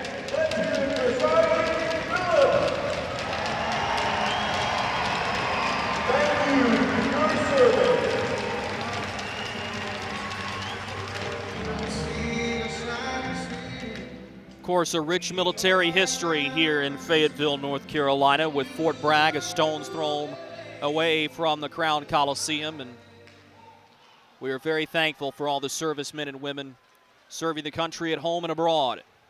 Macon brings the puck into attacking ice. Devin Brink lays it off the inboards. This will be scooped back up ice, and a little rolling puck is held by Don Carter Jr. No, he fanned on it. Had the puck hop his stick on a rough patch of ice, and eventually the Mayhem will get to it and dump it all the way down the length of the rink. They were 2 steps behind the red line. This is icing again. The Mayhem have struggled with icing in the previous 4 periods that you've seen played. Just missed passes or inopportune changes. It's hard to say, but that's kind of what you're seeing.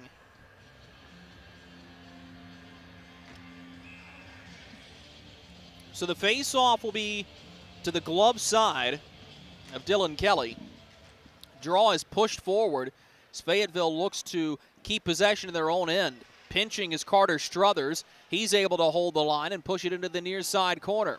Hard hit delivered on to Best, who will kick it to Drake Glover. Glover fires an off-angle shot off the shoulder of Dylan Kelly near goal post. Struthers now using the long reach, holds the line, dumps it in. Vaughn Clauston, the first player there for the Mayhem. He'll reverse field for Taylor Cutting. Big body defenseman just able to push it ahead of the blue line. And now Bryce Farrell has it for Fayetteville. He lays it forward as the Marksmen continue the pressure, but the pass rolls over the stick of Drake Glover. And the Marksmen will have to take in their own zone. Sam Storman delivers a clean pass. This will be batted up by McNair, who finds Glover, and this will be dumped in. Clauston back to retrieve for Macon, turns it over nearly, and now this will be a turnover as McNair is all over the puck, feeds it to the point. Girard holding, looking, gives it near side. Sam Storman, his shot creates a big rebound, poked free by Dylan Kelly. Nigel Slade skates it out to the safety of center. Sam Storman onto the puck now, dumps it all the way back in. It'll go behind of Dylan Kelly, and Clauston has it, turns it over on the backhand. Taylor McCloy spinning with the puck for the Marksmen to Sam Storman, top of the near face-off circle. A wrist shot goes off the skate of Drapelook. Line held again. Alexis Girard fires an oscillating wrist shot that misses wide of the near goal post and stays in that near side corner. Gus Ford can't keep the puck away from FX Girard, who shoveled it to the point, but an ill-advised pinch will send this one all the way down to Jason Pulaski, who will turn it to Sam Storman. Storman is going to retreat all the way in back of Pulaski, who takes a look over his blocker side shoulder, settles into his goal crease like a turtle into his shell as the breakout begins for the Marksmen. Taylor McCloy ahead of the blue line, turns with it, far side corner, looking for a lane. McCloy now will shovel it below the goal line, and nearly a wrap chance on a tuck play. Behind the net again, Noski feeds it up to the point. Bednard turns with it, finds a friendly face and gets it at the top of the near face-off circle. He drives in, feeds it to the point again. Spinning with it is Best, up to the point, Cup with a one-timer. That one bounces off of a leg on the way through and wide to the near side. Hussey can't hold the line. Here's a wrist shot on goal by Fraze, snared and held on to by Dylan Kelly.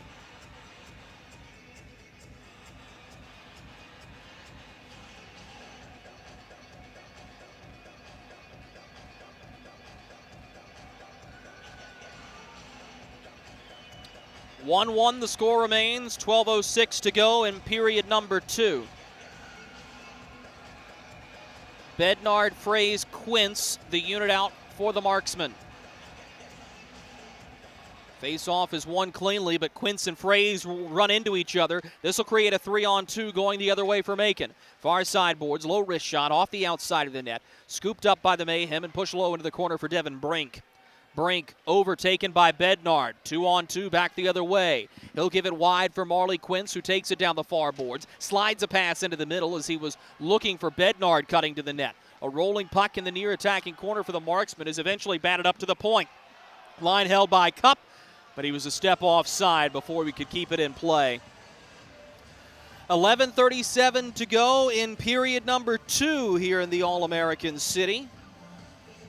What looks to be another close hockey game brewing between these two Southern rivals.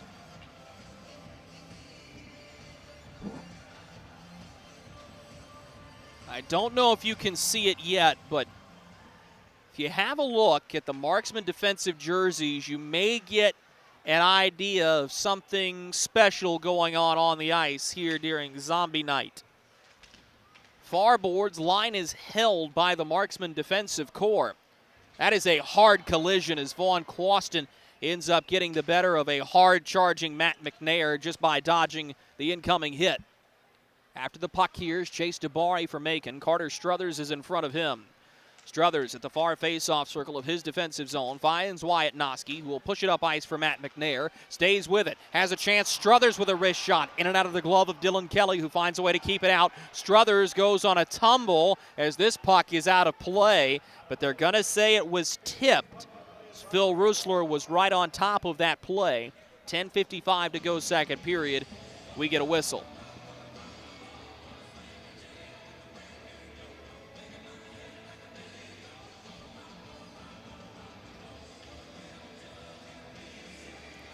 So the face-off will be to the glove side of Dylan Kelly.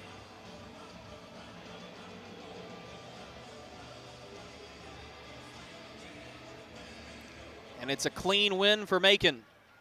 Etter gives it out to the far side corner. Breakout pass blocked initially by Taylor Best. Now FX Girard has it. He drives in. Tess Kelly in front. The rebound shoveled wide. FX Girard has it again. This has been a really good combination for the Marksmen this weekend as Taylor McCloy, Taylor Best, and FX Girard once again causing some disruption in the attacking zone. Now pushed up ice. Here's Gus Ford. Fans on a shot. Pushed wide. Unable to get it to go was Slade. Line held here by Kyle Soper. He'll dump it low. Brendan Hussey, the former Elmira enforcer, looked to lay it behind for Gus Ford, ties up his man. We're going to get a delayed penalty here as Don Oliveri will touch the puck. This is going to go against Macon. Pulaski will rush to the bench. We'll go 6-on-5 for a couple of seconds here. A pass all the way up to Tanner Fraze. He'll spin it deep. The first player to it is Brent Metton. And Fayetteville's going to go on the St. Peter Pest Control power play. Tell you about the penalty when we come back. Score remains Fayetteville 1, Macon 1. Something big is coming. Something so big, it'll change the world of chicken sandwiches. Zaxby's new signature sandwich with Zax sauce or new spicy Zax sauce, because the chicken sandwich war ain't over yet. The new signature sandwich. All the other little sandwiches can run along. We'll take it from here. Penalty is to Gus Ford for hooking. 9:54 into the second period. The Fayetteville Marksmen will go on to the St. Peter Pest Control power play. St. Peter Pest Control offers year-round pest control services. Send all your bugs to see St. Peter Pest Control. Face-off will be to Dylan Kelly's blocker side. The Marksmen will go on to the power play for the first time in this hockey game. They were 2 for 7 last night in Middle Georgia. Those are the only 2 power play goals of the year so far for the Marksmen, and a good start to the kill for Macon on a yeoman's work dive just to clear it out with a hand. That was a new rule about 7-8 years ago, that you can play the puck with your hand in the defensive zone. Stepping into a drive is Don Oliveri, dumping it in, playing it out of his glove to Menton is Kelly. The clearing attempt blocked. So Fayetteville will hold in their own zone and set things up on the power play. Oliveri slides it near face-off circle to Marley Quince, who will give far side point. Bednard walks, fires it to the far side corner. Now back up to the top. This is Oliveri. Near side face-off circle. Marley Quince pushes it back to the point. Oliveri's shot deflects wide on the way through. Oliveri in a foot race is unable to hold the line, so everybody has to touch up. Macon wins the foot race. They'll push it a little bit further. Hard hit by Don Oliveri at the far side red line.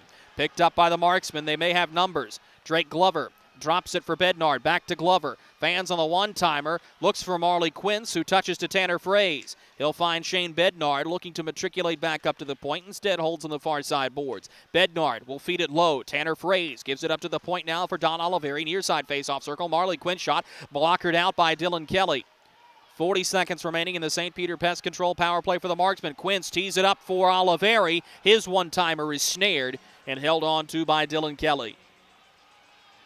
A lot of good puck movement on that sequence for the Fayetteville Marksmen, with conversations being had directly in front of Dylan Kelly in the goal crease. 8:30 remaining in the second period.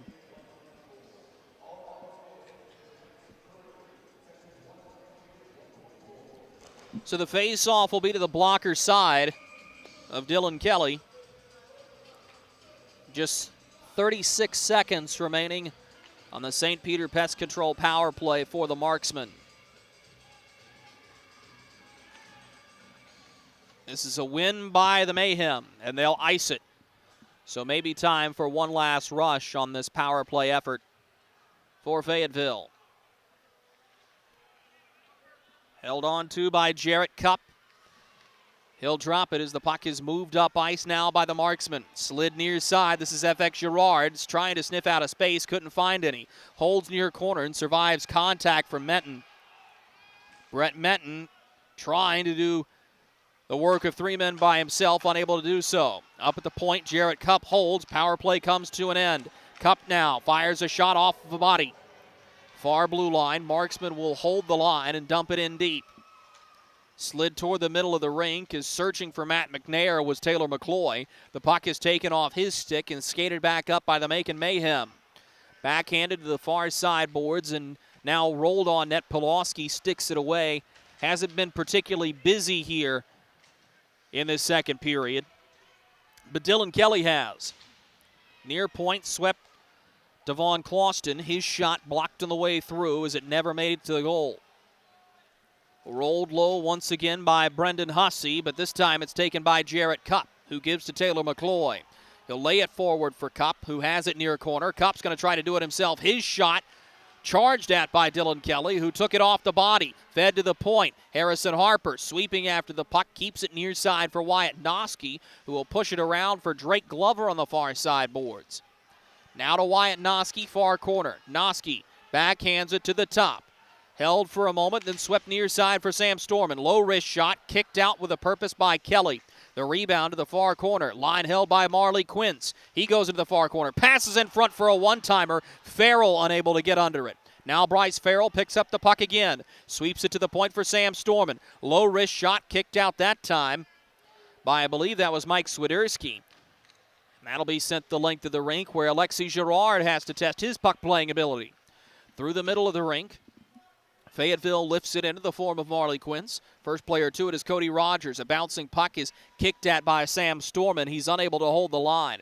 Rolling puck at the blue line, scooped up by Fayetteville. Storman onto it. Sends a pass through the middle, intercepted by Don Carter. Partial breakaway. Carter in, lifts onto Pulaski, who makes the save, cradling it to his chest. And now a conglomeration of players in the Fayetteville goal crease. 6 minutes to go in this second period. And that's a great stop by Pulaski.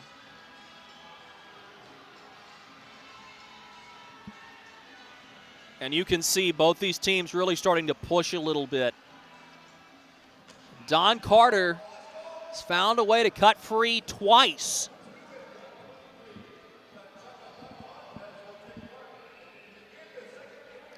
So the face-off will be to the blocker side of Jason Pulaski now.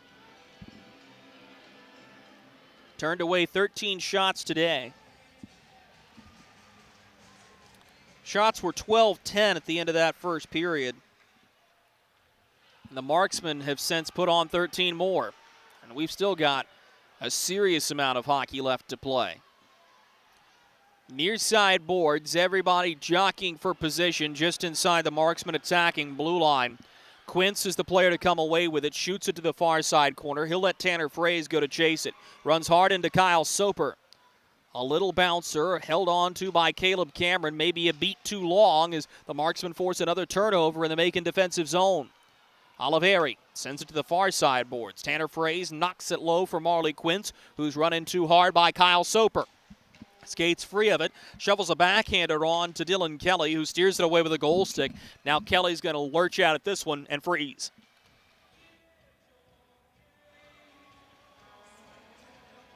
It's good game control by Dylan Kelly, and this is where the Marksmen have lived for a lot of the season. Is they have the momentum. Right now, they are the better puck-moving team. They've created more opportunities, but they've hit a hot goaltender again.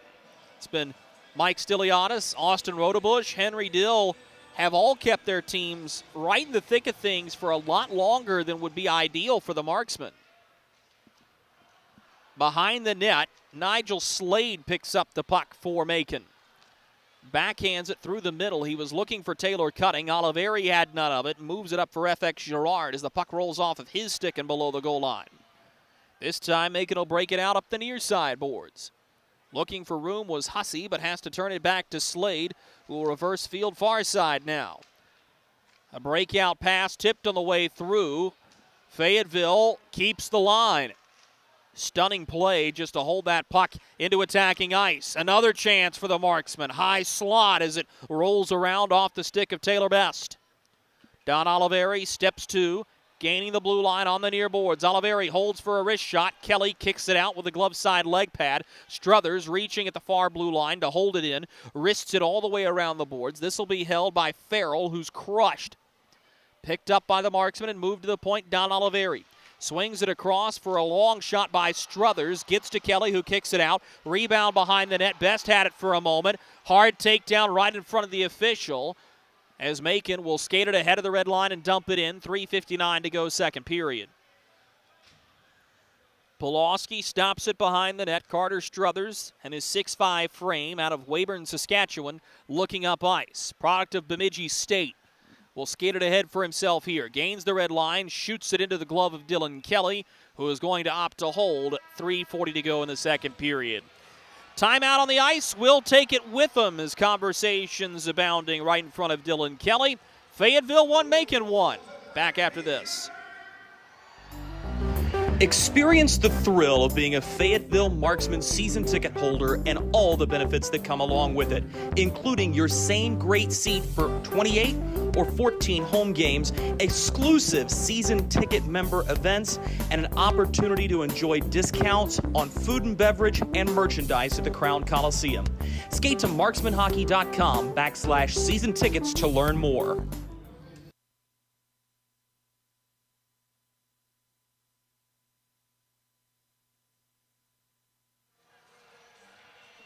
Three minutes and 40 seconds remaining in period number 2. Fayetteville Marksmen and Macon Mayhem tied 1-1 here at the Crown Coliseum in Fayetteville, North Carolina. Face-off will be to the glove side of Dylan Kelly. So the Marksmen have tilted the ice in their favor in this second period. And they've done everything but score. Hit a post. Dylan Kelly's made some big saves. Right now, the Marksmen just looking to find a way to push ahead. This is Shane Bednard, far corner. Gives it up to the far side point, Jared Cupp. Sweeps to the top of the near face-off circle. Harper's shot turned out with the stick of Dylan Kelly.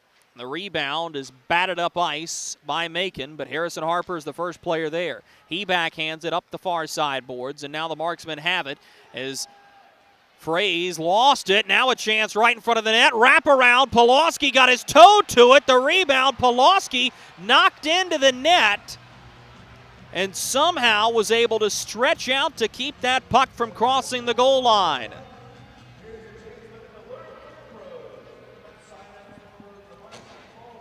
Fayetteville's going to really have to battle keeping away from those sluggish plays. That's twice in the last 2 minutes.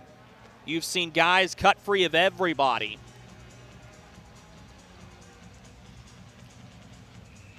The face-off will occur next to the blocker side of Jason Pulaski. It's won by the Marksmen. But a good line hold initially will end up being a 2-on-1. McCloy driving, slides it across off the body of Don Carter as it bounces out to Don Oliveri, who holds the line. Oliveri now dekes in, shovels a backhander toward the net, blocked by Kyle Soper. Fayetteville regroups at the middle blue line. Carter Struthers trying to step around of Chase DeBari, who meets him stick to stick. Behind the net, this is Drake Glover. Takes a shove in the back from Drapeluk. Matt McNair reaching after the puck. It's steered back up by DeBari and eventually bounces to Caleb Cameron. He'll dump it in, a two-hopper. Behind the goal line, Drapeluk, the first player there for the Mayhem. Joe Drapeluk feeds it up to the point. We'll play pitch and catch there. Near face-off circle, Drapeluk's shot is high. Taylor Cutting able to hold the line for the Mayhem as he feeds it below the goal line. Caleb Cameron pinned on the end wall. A little bouncer now is held on to for a moment by Matt McNair, steered back ahead by Don Oliveri. A bouncing puck will be taken up by Marley Quince, who enters the attacking zone. Quince feeds it low. Gus Ford backhands it around to Taylor Cutting. Cutting scoops it up. The near dasher, Harrison Harper, stopped it initially, but now we'll have to back check as Gus Ford is on his horse. Puck will roll all the way along the near dasher. This will be icing with 98 seconds to go in the period.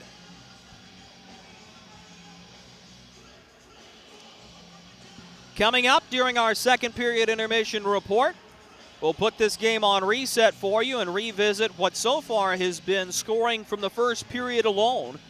And we'll also bring you back into the broadcast booth for our Ask the Voice segment.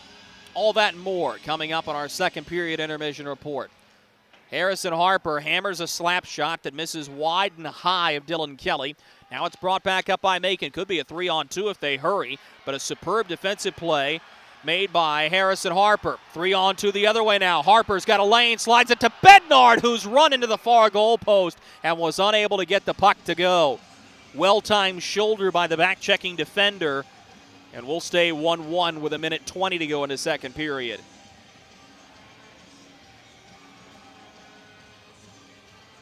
Bednard, golden opportunity, great vision by Harrison Harper too, as he had enough space to shoot, but opted to go back across to Bednard, and I like that play a lot.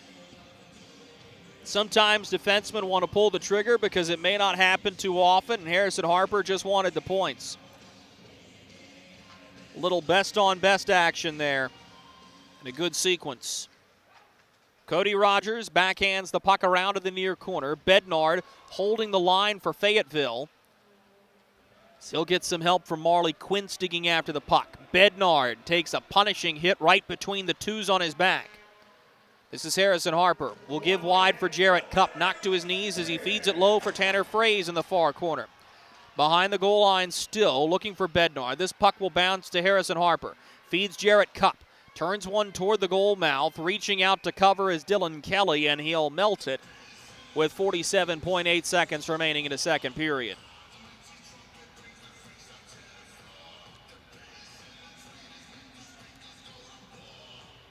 Dylan Kelly starting to have to get active with his game control side of goaltending, and you don't always get to see that from netminders, especially in the second period.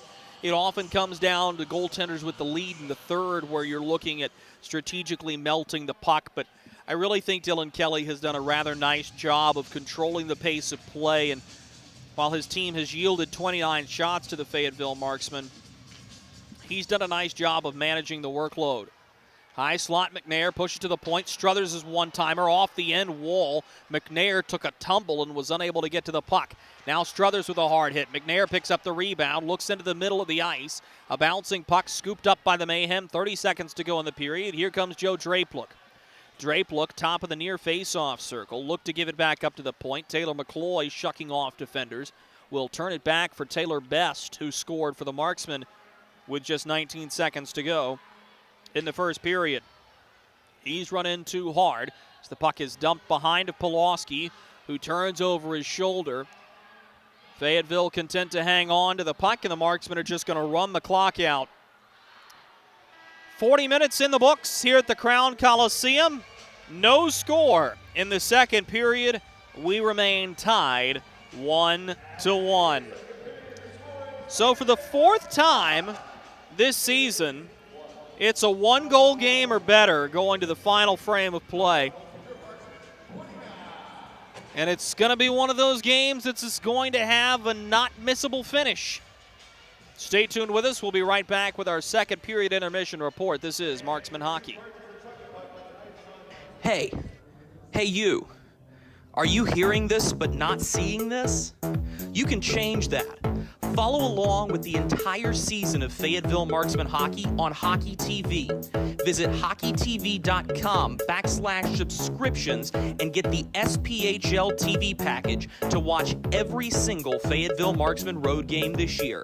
That's hockeytv.com/subscriptions. Welcome to Freddy's. How are you guys doing? Meetings. Lunch meetings all week, all salads. Bean salads. Quinoa salads. Heirloom salads. Frisee salads. Sometimes a guy needs a Freddy's Original Double, Chicago Dog, and a Turtle Sundae. Make that 2, please. 3. Absolutely. If you're gonna be bad, it better be good. Being bad never tasted this good. Freddy's, the experience that puts a smile on your face and the taste that brings you back. Kelly, you need to unmute yourself. For some, it's just the sound of ice hitting heavy-duty plastic. But for us, it's the signal calling us back to the light. And to Greg's house, because he just got a new grill. Connecting to Hot Jams playlist.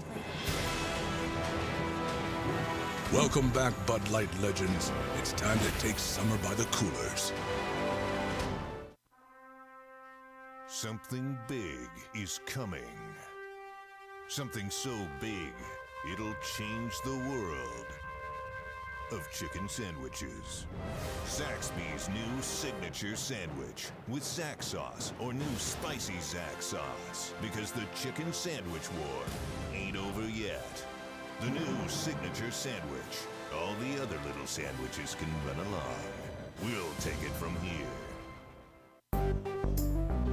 Experience the thrill of being a Fayetteville Marksmen season ticket holder and all the benefits that come along with it, including your same great seat for 28 or 14 home games, exclusive season ticket member events, and an opportunity to enjoy discounts on food and beverage and merchandise at the Crown Coliseum.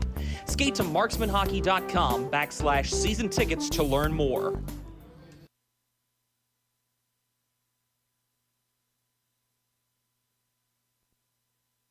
Hey, it's Goldie from Good Morning Fayetteville for St. Peter Pest Control. They've been doing my pest control services all summer, and it's been wonderful not to have to deal with ants or mosquitoes the last few months. All that money I saved in calamine lotion. Ray and Preston St. Peter show up, they spray outside, but they also do in-home pest control. So if you have roaches or, dare I say, rodents, they'll take care of them as well, because the last thing you need is unwanted visitors making a nest in your Christmas decorations up in the attic. Call St. Peter Pest Control. They send all your bugs and pests to see St. Peter.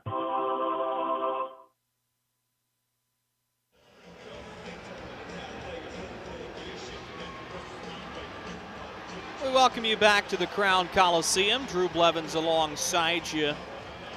1-1 through 40 minutes of play, and a second period that didn't have a ton to offer. And it was interesting to see how both teams kind of responded to the late first period goal scored by Taylor Best. And I think the Marksmen did a really nice job of coming out and creating a little bit of added extra momentum, but Dylan Kelly has just been that good. He's already made 28 saves on 29 shots as we turn your attention to the shot total from the previous period. For Fayetteville, a whopping 17 on net. Meanwhile, for the Macon Mayhem, only 6, but 2 of those were grade A opportunities right in front of Jason Pulaski. And the Mayhem haven't made it easy on Pulaski. Don Carter Jr. has had a very nice game to this point so far, and you got to appreciate the way he's played the game.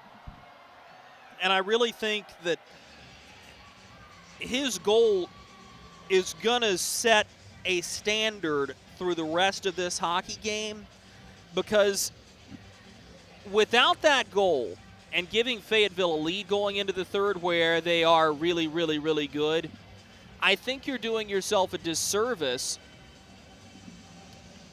because you could almost write it off. You know, this is a Macon team that is tired from the travel today, and it's overall just very, very difficult to get the job done on the road after playing an emotional game at home. But nonetheless, that's where the Mayhem find themselves, and they're in bad need of a win. They've been so close, they feel like they deserve it, and you can't fault the group because they've been close a handful of times. It's just a matter of finding a way to finish here in what will be regulation period number 6 of the weekend.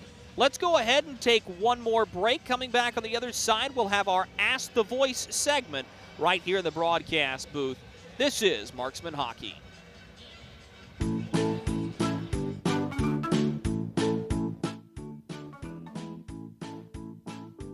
Marky? Carolina's Dentist offers the best in oral care and technology. Hope you're brushing twice a day like we discussed. And don't forget to make that 6-month appointment, okay? We'd like to keep those pretty white teeth looking good for you.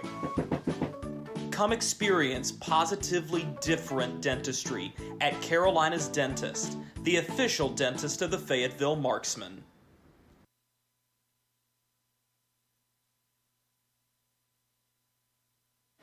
Welcome to Freddy's. How are you guys doing? Meetings. Lunch meetings all week, all salads. Bean salads. Quinoa salads. Heirloom salads. Frisee salads.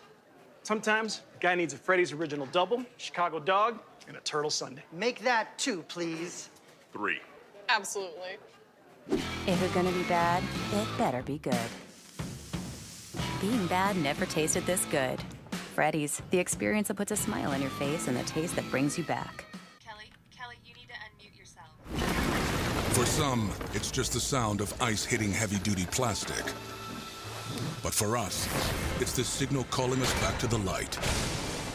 And to Greg's house, because he just got a new grill. Connecting to Hot Jams playlist. Welcome back, Bud Light legends. It's time to take summer by the coolers. Something big is coming. Something so big, it'll change the world of chicken sandwiches. Zaxby's new signature sandwich with Zax sauce or new spicy Zax sauce. Because the chicken sandwich war ain't over yet. The new signature sandwich. All the other little sandwiches can run along. We'll take it from here. Experience the thrill of being a Fayetteville Marksmen season ticket holder and all the benefits that come along with it, including your same great seat for 28 or 14 home games, exclusive season ticket member events, and an opportunity to enjoy discounts on food and beverage and merchandise at the Crown Coliseum. Skate to marksmanhockey.com/season tickets to learn more.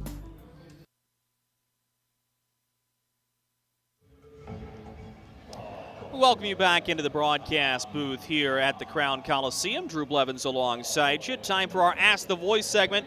If you want to have one of your questions answered up here in the broadcast booth, all you have to do is email me at dblevins, that's DBLEVINS, at marksmanhockey.com with your name, where you're listening from, and a good question about the game of hockey or the Fayetteville Marksmen. Our first question comes from Dale in Wake Forest, North Carolina, about an hour and a half down the road. Dale wants to know, what does your schedule look like on a road trip?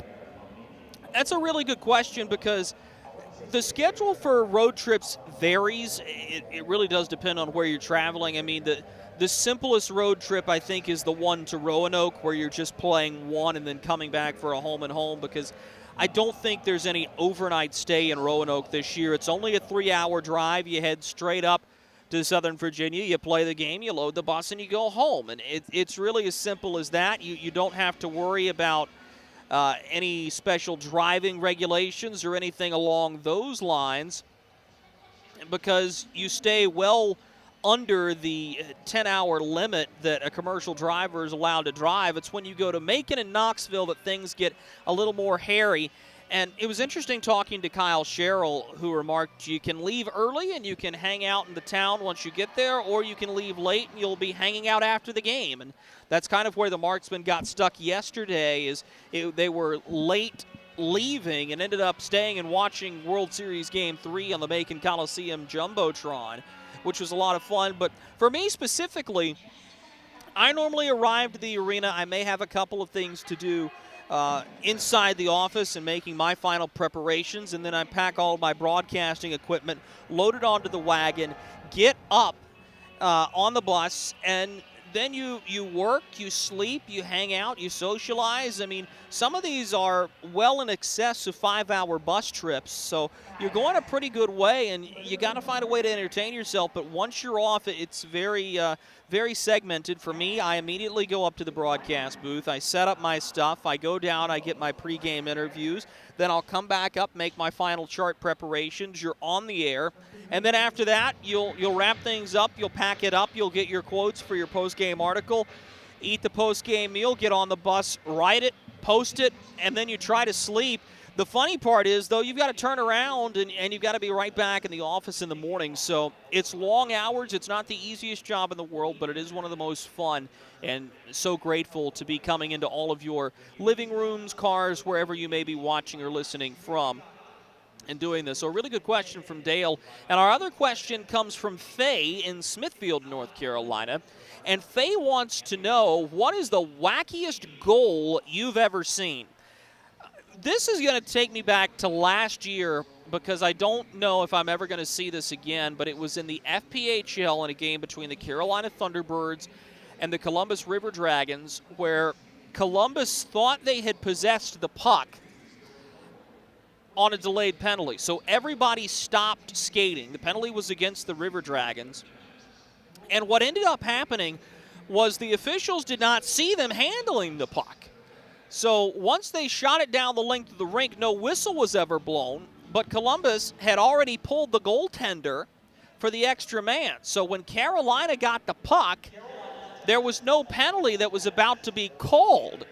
It was a misraised arm, and while the goaltender was off, it came to center iceman Joe Cangelosi at the red line, and everybody on the bench was screaming, shoot, and he did. And he had to go bar down from 90 feet, which was spectacularly funny, all things considered, for a guy who hadn't scored a goal all year to go bar down on an inadvertent empty net. So we'll see how things shake out here. I'm sure you're going to see weirder and wackier goals, but thank you so much to Dale and Faye for sending their questions in for this broadcast. Again, if you want to have one of your questions answered on a future edition of Ask the Voice, all you have to do is email me at dblevins, that's DBLEVINS, marksmanhockey.com, with your name, where you're listening from, and a good question about hockey. Let's pause one more time during our second period intermission report. Coming back, we'll take you around the SPHL. This is Marksman Hockey. Hey, it's Goldie from Good Morning Fayetteville for St. Peter Pest Control. They've been doing my pest control services all summer, and it's been wonderful not to have to deal with ants or mosquitoes the last few months. All that money I saved in calamine lotion. Ray and Preston St. Peter show up. They spray outside, but they also do in-home pest control. So if you have roaches or, dare I say, rodents, they'll take care of them as well, because the last thing you need is unwanted visitors making a nest in your Christmas decorations up in the attic. Call St. Peter Pest Control. They send all your bugs and pests to see St. Peter.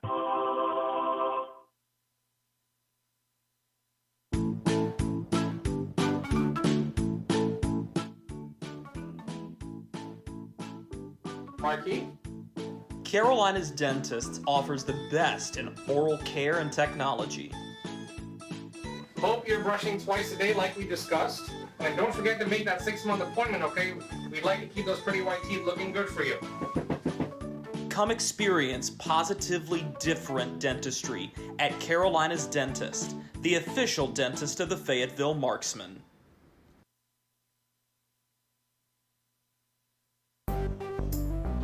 Experience the thrill of being a Fayetteville Marksmen season ticket holder and all the benefits that come along with it, including your same great seat for 28 or 14 home games, exclusive season ticket member events, and an opportunity to enjoy discounts on food and beverage and merchandise at the Crown Coliseum. Skate to marksmanhockey.com/season tickets to learn more. Kelly, you need to unmute yourself.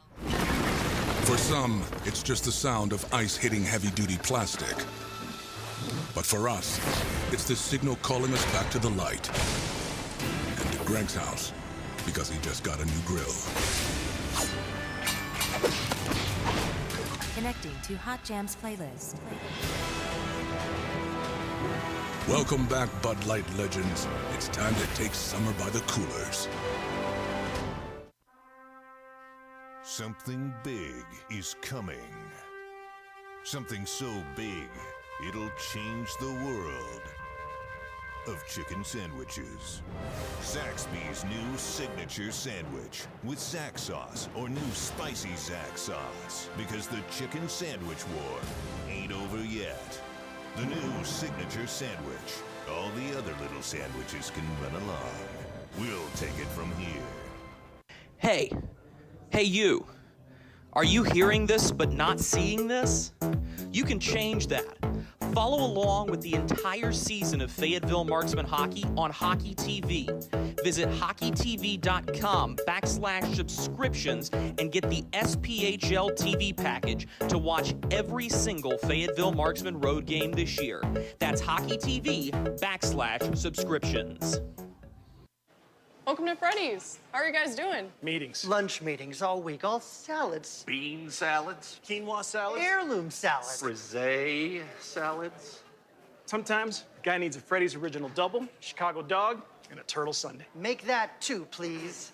3. Absolutely. If it's gonna be bad, it better be good. Being bad never tasted this good. Freddy's, the experience that puts a smile on your face and the taste that brings you back. Let's go for a quick spin around the SPHL. We'll start things off in Quad City, where the Storm are up 2-0 on the Vermilion County Bobcats. Roanoke is currently up in their game against the Knoxville Ice Bears 2-0 in what has been a much better performance so far halfway through the first period for Austin Roderbush. And about to drop the puck in 10 minutes, Birmingham hosting Pensacola, and Evansville and Peoria about to get underway as well. Tomorrow, Knoxville will host Huntsville for the SPHL's first Sunday game of the year. Gonna be a fun finish again for the Fayetteville Marksmen. 1-1 the score. Third period puck drop is next. Hey you. Are you hearing this but not seeing this? You can change that. Follow along with the entire season of Fayetteville Marksmen hockey on Hockey TV. Visit hockeytv.com/subscriptions and get the SPHL TV package to watch every single Fayetteville Marksmen road game this year. That's hockeytv.com/subscriptions. Welcome to Freddy's. How are you guys doing? Meetings. Lunch meetings all week, all salads. Bean salads. Quinoa salads. Heirloom salads. Frisee salads. Sometimes a guy needs a Freddy's original double, Chicago dog, and a turtle sundae. Make that 2, please. 3. Absolutely. If it's gonna be bad, it better be good. Being bad never tasted this good. Freddy's, the experience that puts a smile on your face and the taste that brings you back. Kelly, you need to unmute yourself. For some, it's just the sound of ice hitting heavy-duty plastic. But for us, it's the signal calling us back to the light. And to Greg's house, because he just got a new grill. Connecting to Hot Jams playlist. Welcome back, Bud Light legends. It's time to take summer by the coolers.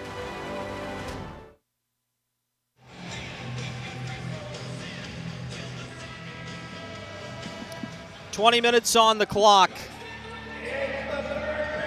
Once again, the Fayetteville Marksmen find themselves the rather unenvious but nonetheless all too familiar position of going into a hotly contested hockey game in the third period. And it's one of those things, on one hand, it kind of becomes old hat for everybody, so you do enjoy entertaining the fans. Players have been here before, but at the same time, Macon's been in this position as well, and they've had the experience on the other side of the coin where they've been unable to finish contests. And that's a tough spot to be, knowing how close you are. And when games like this continue to mount up, it always brings into question just how good of a hockey team are you. If you're winning every game close, are you as good as a team that's winning every game in a blowout fashion? As this puck hops up out of play just 7 seconds into the period. I mean, you got to look at it seem like the Birmingham Bulls right now, who have only won one game. And yet, with their 3 overtime games, they're right in the thick of things just behind Fayetteville in the standings. I mean, they played some strong competition. Marksmen and Bulls will meet in the Pelham Civic Center in a couple of weeks on November 13th. Steered up off the glass. Carter has the puck as he'll give it up to the point now. Rogers winds and fires. That may have been blocked on the way through by Oliveri, who's the first player there for the Marksmen. Scooped up ice at the blue line. Fayetteville is onside. Near face-off circle, McCloy bobbing and weaving, slides a pass to the slot that's intercepted and flipped back out to center by Macon with 45 seconds gone by here in the third period. Held at center initially, then the puck is jostled free, and Nigel Slade has it. Slade driving on his man. Backhands it up to the point where Gus Ford wrists it all the way across the ice. Sniffed out by Taylor Best. Headman pass. McCloy is away on a breakaway. Backhander. He scores! Taylor McCloy! An unbelievable individual effort. And Fayetteville is up 1.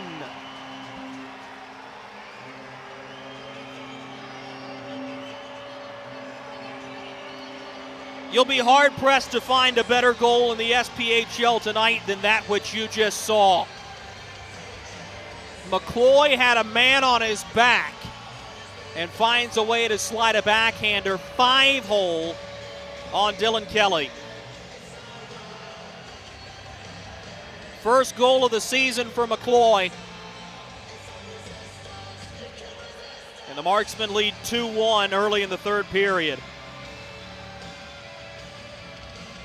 That goal comes 1:06 into the final frame of regulation. And that'll be an assist by Taylor Best. What a weekend that young man's having.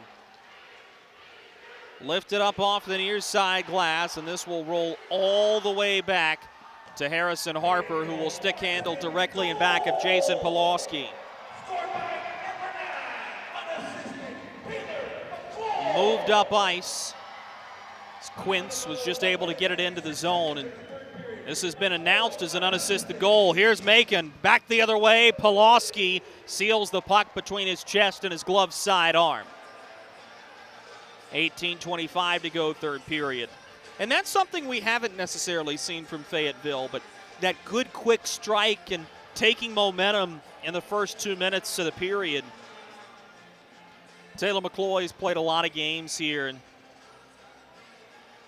that's just a stupendous play. Face-off will be in the Marksman defensive zone. Matt McNair will be ejected from the face-off circle. So that'll cue up Drake Glover to have to take the draw. He loses it. A rolling puck toward the slot. Glover reaches out after it.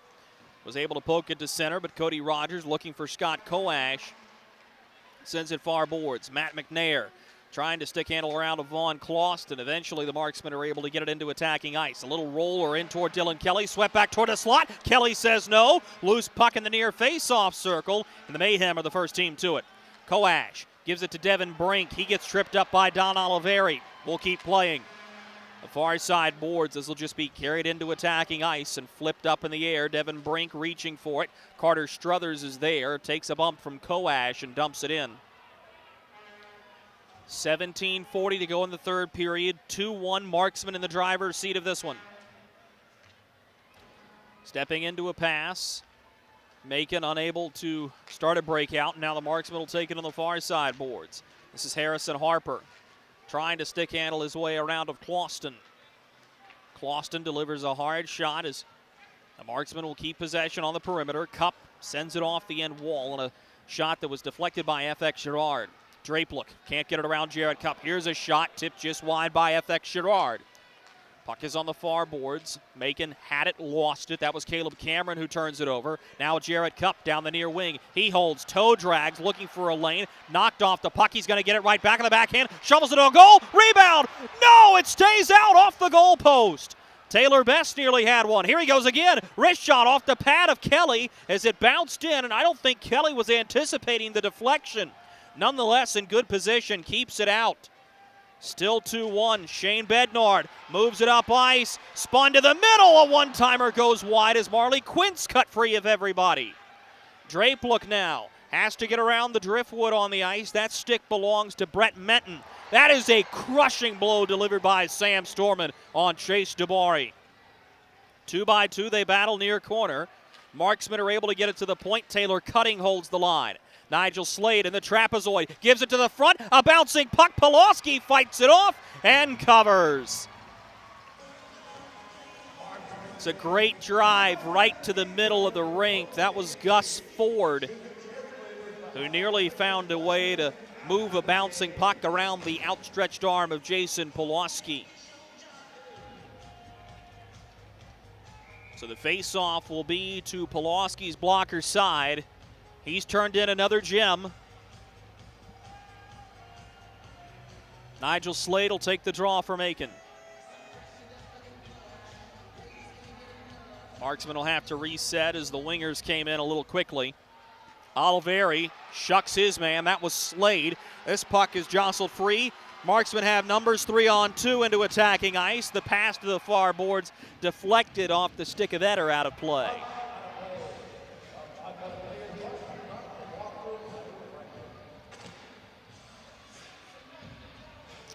Next weekend, the Marksmen are back at home against the Knoxville Ice Bears. It'll be Nickelodeon Teenage Mutant Ninja Turtle night on Saturday with a 6 p.m. puck drop, and then a Salute to Service game on November 7th. Every Sunday home game is a Salute to Service game this season for the Fayetteville Marksmen. And don't forget, stay in your seats as after the contest, the NC State Ice Pack, the UNC Wilmington Seahawks will face off against each other. The first college game played here at the Crown Coliseum since the Fayetteville Marksmen became the primary tenant. That's going to be a lot of fun. That NC State team scored a huge win over Penn State last night, 3-2 in Raleigh, come from behind fashion. Driving in is Glover. His shot punched out by the blocker of Dylan Kelly. So the rebound comes right back up the near side boards. Looking after it was Devin Brink, but gave it away to Carter Struthers, and really the onus is on Macon to keep a little bit better possession. Pushed up ice by Etter as he was looking for Brink, but gives it away. Pass through center ice is taken away by Soper that time. A roller through center, eventually collected by the Marksman. Driving was Oliveri, who gets his shot in on Etter. Hard hit on the far boards. Delayed penalty upcoming, though. This is going to be a penalty on Don Oliveri for that hit. Derek Boehm has his hand raised. Devin Brink will retreat behind of the now empty net. 6-on-5 advantage for Macon. 15 minutes to go in the third period. We'll take immediate timeout so long as there's no goal, and there won't be as the Marksmen touch while Macon crosses the line. 14:56 to go, third period. Taylor McCloy's goal gives the Marksmen a 2-1 lead, but Macon goes to the power play next. Hey, it's Goldie from Good Morning Fayetteville for St. Peter Pest Control. They've been doing my pest control services all summer, and it's been wonderful not to have to deal with ants or mosquitoes the last few months. All that money I saved in calamine lotion. Ray and Preston St. Peter show up, they spray outside, but they also do in-home pest control. So if you have roaches or, dare I say, rodents, they'll take care of them as well, because the last thing you need is unwanted visitors making a nest in your Christmas decorations up in the attic. Call St. Peter Pest Control. They send all your bugs and pests to see St. Peter.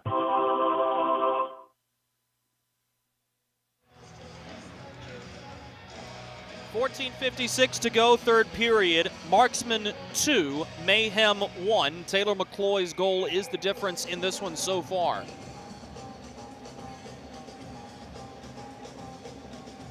Face-off will be to the blocker side of Jason Pulaski as the Marksmen are back on the Freddy's penalty kill after the boarding call given to Don Oliveri.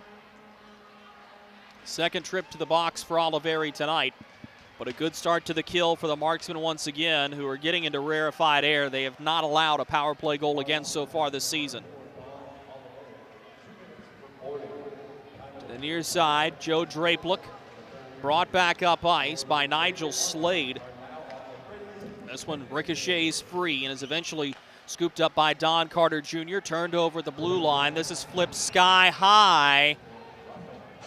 This may be a delay of game.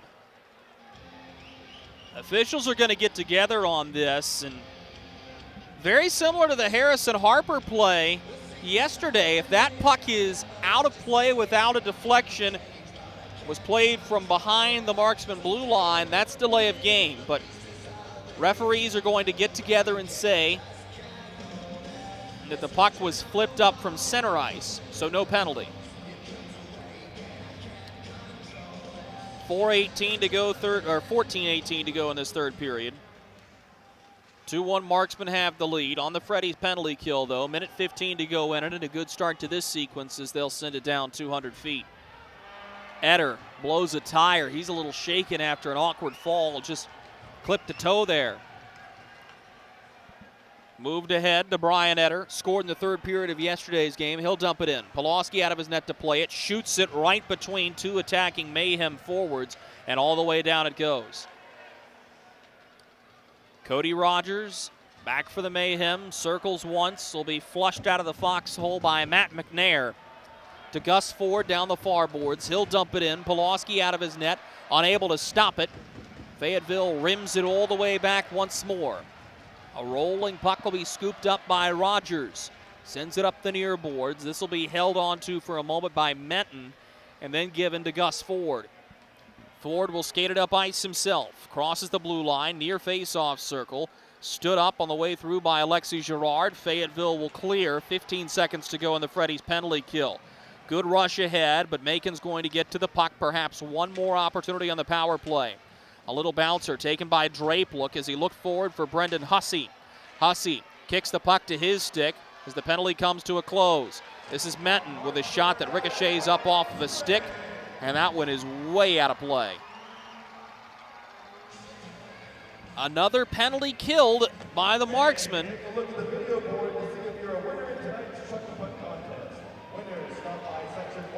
It's 13 straight penalties killed by the Fayetteville Marksmen this season.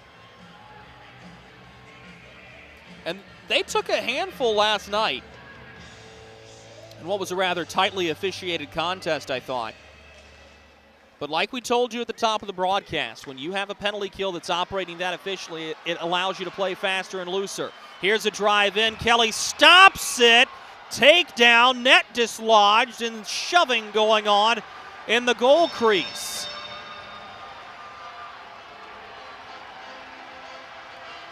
Some rather intense shoving going on in the goal crease as Caleb Cameron has hold of a man. Cooler heads are going to prevail eventually here.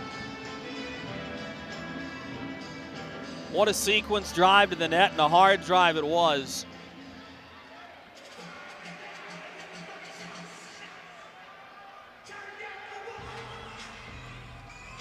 No penalties to come of this. Oh, nope, I take that back. There will be as Bryce Farrell and Taylor Cutting are both going to have a seat.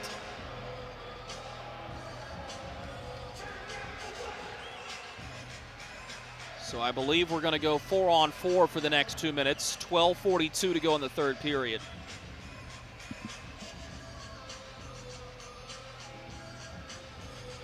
Face-off will stay in the Marksman attacking zone.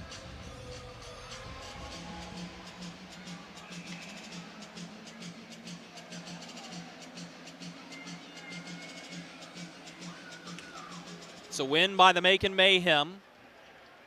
As they look to dig the puck out. A lot of open space. This will always favor the faster team. And if you followed along with any meaningful amount of Marksman hockey this year, you know how good this team's been in the third period. Carter Struthers onto the puck here. It jostles free. Caleb Cameron hanging on to it near face-off circle. Dipsy doodles, but forgot the puck. Skated back up here by Fayetteville. Oliveri will set his screen and collect the puck here. Near side point. Winds into a slap shot that was blocked on the way through off of Don Carter's stick and may have hit something else on the way through, forcing it to bounce to the far corner.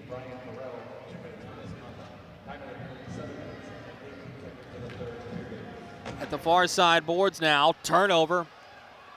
Brought ahead by Jarrett Cupp, slides it into the middle, backhander over the crossbar. Marley Quintz unable to get it to go. McCloy feeds the far side point, teeing it up, one-timer. McCloy's bid is caught and held on to by Dylan Kelly. 11:37 remaining third period. Score remains 2-1 in favor of the Marksmen.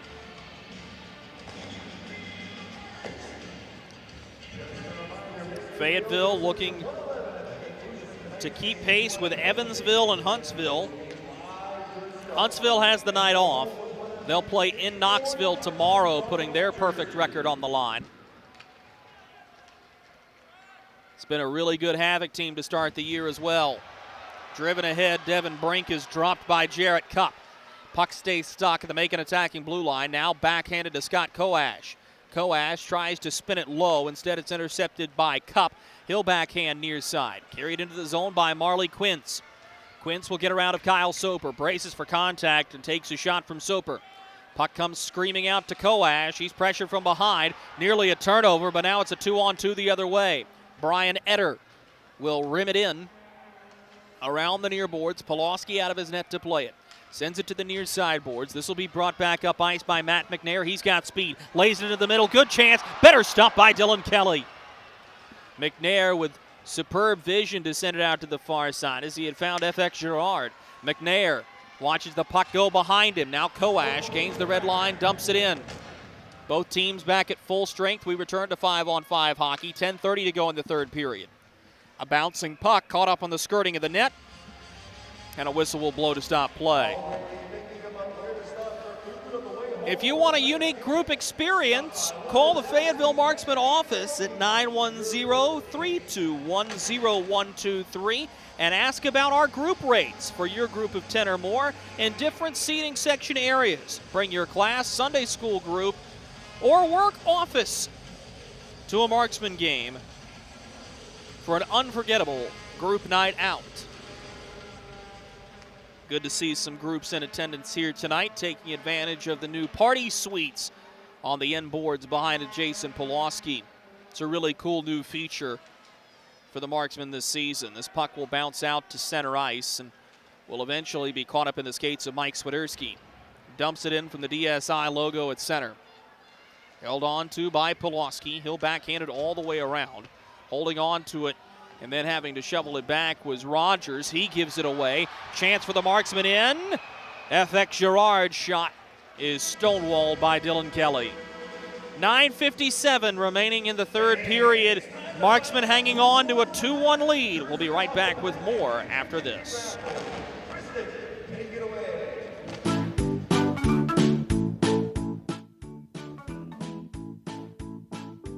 Marquis? Carolina's Dentists offers the best in oral care and technology.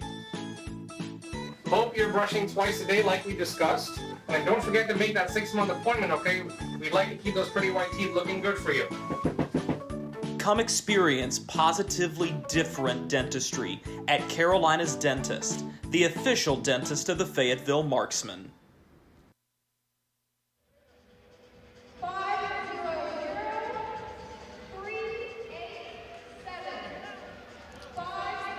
.957 to go in the third period. 2-1, the Fayetteville Marksmen leading the Macon Mayhem. The Marksmen have outshot Macon at a near 2-1 clip in this hockey game. Dylan Kelly has been very good.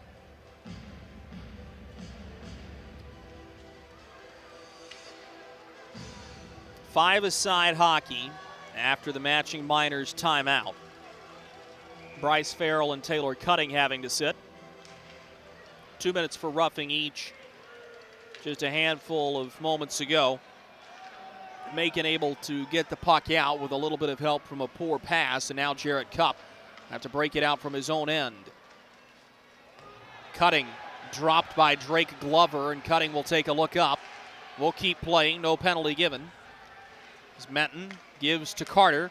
Now Drapelook has it at the far face-off circle. Joe Drapelook turning with the puck. Tries to spin it back up to the point. It jostles free. Backhanded into the middle of the rink. Glover is away. Partial breakaway. Fires a wrist shot. It is caught by Dylan Kelly. It looked like there was some confusion there as to where that puck actually was. Zach Desjardins marching up and down that Macon bench, and he's feeling the heat. An intense coach, and he had gone over to the defensive side of the bench and wanted to talk about how that breakdown happened. That's twice Taylor McCloy scored on one breakdown, and Drake Glover was unable to corral the puck. Off the draw, Macon can't get it beyond the blue line. Fayetteville sets up possession in the form of Marley Quince. Drops for Tanner Fraze, survives contact. Tanner Fraze loses a stick. Has to kick it to Bednard, and Fraze will go to get his stick here. Shot from the point from Struthers. Kicked out by Kelly. Rebound bouncing around in front. Puck is loose. Gus Ford trying to find it and does, but cannot get it out. Good sequence here for the Marksmen. Middle blue line. Oliveri lays it to Tanner Fraze, who looks to swing it around to the near boards. Looking for Bednard. Stepping in to make a play is Carter Struthers, who got upended by Gus Ford. Now Marley Quince onto the puck. Quince has it far corner. Lays it in the goaltender's trapezoid for Shane Bednard out of Bowling Green. From the point now, Struthers' shot deflects off the foot of Tanner Fraze, right to the stick of a Mayhem defender who's able to clear it to center. Good fake pass there by Bednard, and I think it's because he fanned on the puck initially. Marksman will take it across the red line. Driving in, could be a chance. Gerard on the backhand, pushes it just wide of the near post. Marching it out is Devin Brink. Can't get it around McCloy, who right now has the go-ahead goal. McCloy gives it away to Vaughn Clauston. He'll look up ice, hits Devin Brink with the pass, but it rolls off of his stick. He was well behind the red line. This is icing. 7:52 to go in the third period.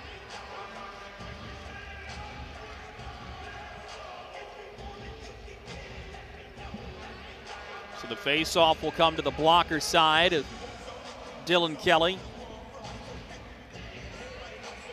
And now it is a better than 2-1 clip that Fayetteville is out shooting Macon.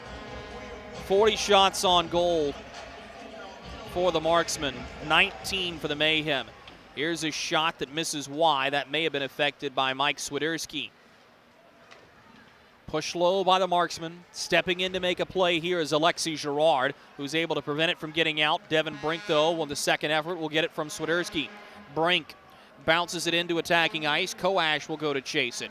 Storman leaves for Alexi Girard. He'll push it up the near boards, where Fraze will look to get it out. McCloy standing there, and he'll get some help to push it away. Some pushing and shoving going on here between Devin Brink. And can't tell who he's got locked up. That may be Glover. Into the middle. No, this is Drake Glover with the puck. Into the slot now. And to the point, Girard holds and fires, blocked off a body on the way through, and this is bounced back out to center. It was Tanner Fraze who had gotten locked up with Devin Brink. Wyatt Noski feeds it into the middle. Jarrett Cupp looks low. Out of his net to cover is Dylan Kelly. As McNair locks fists. No shoving, though.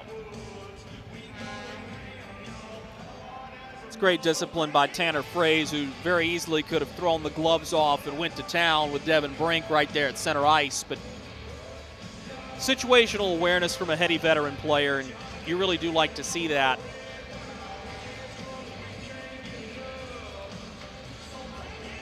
Caleb Cameron will take the draw for Macon. Matt McNair toes into the circle for the Marksman, and eventually just lays it up and forward. Rolling puck through center. Here's a shot on goal. Kelly makes the save. He'll hang on for another whistle. 6:38 to go, third period.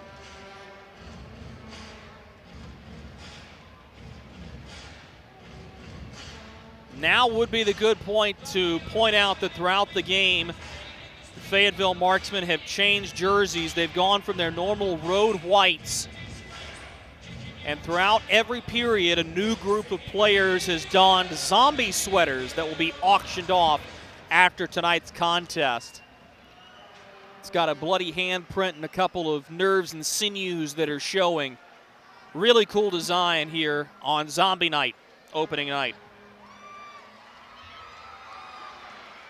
Another physical altercation. Taylor Cutting and Marley Quince getting into each other at the blue line as that puck rolls into the goaltender's trapezoid in back of Pulaski. Just a touch over 6 minutes remaining in the hockey game. Marley Quince enters the zone. Here's a shot. May have been deflected on the way through by Bednard. He'll backhand it back for Marley Quince near face-off circle. Behind the net looking for Bednard. It'll be stolen away by Caleb Cameron. Sends it sky high up in the air. Line held by the Marksman. A rolling puck. This is Bednard with it. To the point. Don Oliveri holds, toe drags, lost the puck, gains it back, shoots and misses wide to the far post. Picked up by Farrell, who moves it to Carter Struthers. His slap shot off the inboards. Dylan Kelly will cover. So once again, a gathering of the clans right around Dylan Kelly's net.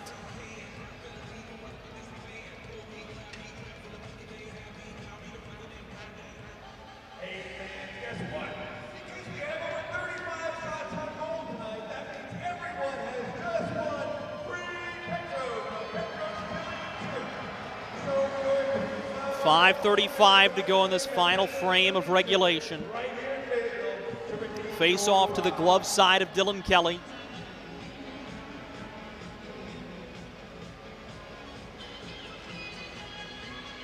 This is a clean win for Macon, who's going to have to find some offense in a hurry. Only 3 shots onto Jason Pulaski this period, and to put it plainly, and that's just not going to do it against a guy who's been really just that good so far this year. Laid forward into the zone, chasing it is Taylor Best, runs into his man, and Gus Ford will send it up the near side boards. Carter Struthers punches it up ice. Kyle Soper will send it all the way around Best. Leaves it on a tee for McCloy, who puts it into open space. A rolling puck comes up the near boards. Gus Ford lays it into the middle. Nigel Slade pushes it up ice. Gets pinned at the far boards. A little roller now working its way ahead. Hard hit delivered in the back to one of the Macon players. Now some shoving. Nigel Slade, the former marksman, in on it. Cooler heads somehow prevail after a couple of hard hits right there at the Macon bench. Marksmen hold the puck directly in back of Pulaski. Stepping to the far side and being flushed out is Jarrett Cupp. Gains the red line, backhands it into the zone. A rolling puck will skip up on edge as McNair tries to hold the line. The puck eludes him. Koash lays it forward. Behind of everybody is DeBari. He's in, hold down. Did he score? Where's the puck? It's pinned up in the paraphernalia of Jason Pulaski as DeBari went crashing hard to the ice. 4:01 to go in the third period. We go down the stretch when we return. Hey you, are you hearing this but not seeing this? You can change that. Follow along with the entire season of Fayetteville Marksmen hockey on Hockey TV. Visit hockeytv.com/subscriptions and get the SPHL TV package to watch every single Fayetteville Marksmen road game this year. That's hockeytv.com/subscriptions. Welcome to Freddy's. How are you guys doing? Meetings. Lunch meetings all week, all salads. Bean salads. Quinoa salads. Heirloom salads. Frisee salads. Sometimes a guy needs a Freddy's Original Double, Chicago Dog, and a Turtle Sundae. Make that 2, please. 3. Absolutely. If you're gonna be bad, it better be good. Being bad never tasted this good. Freddy's, the experience that puts a smile on your face and the taste that brings you back.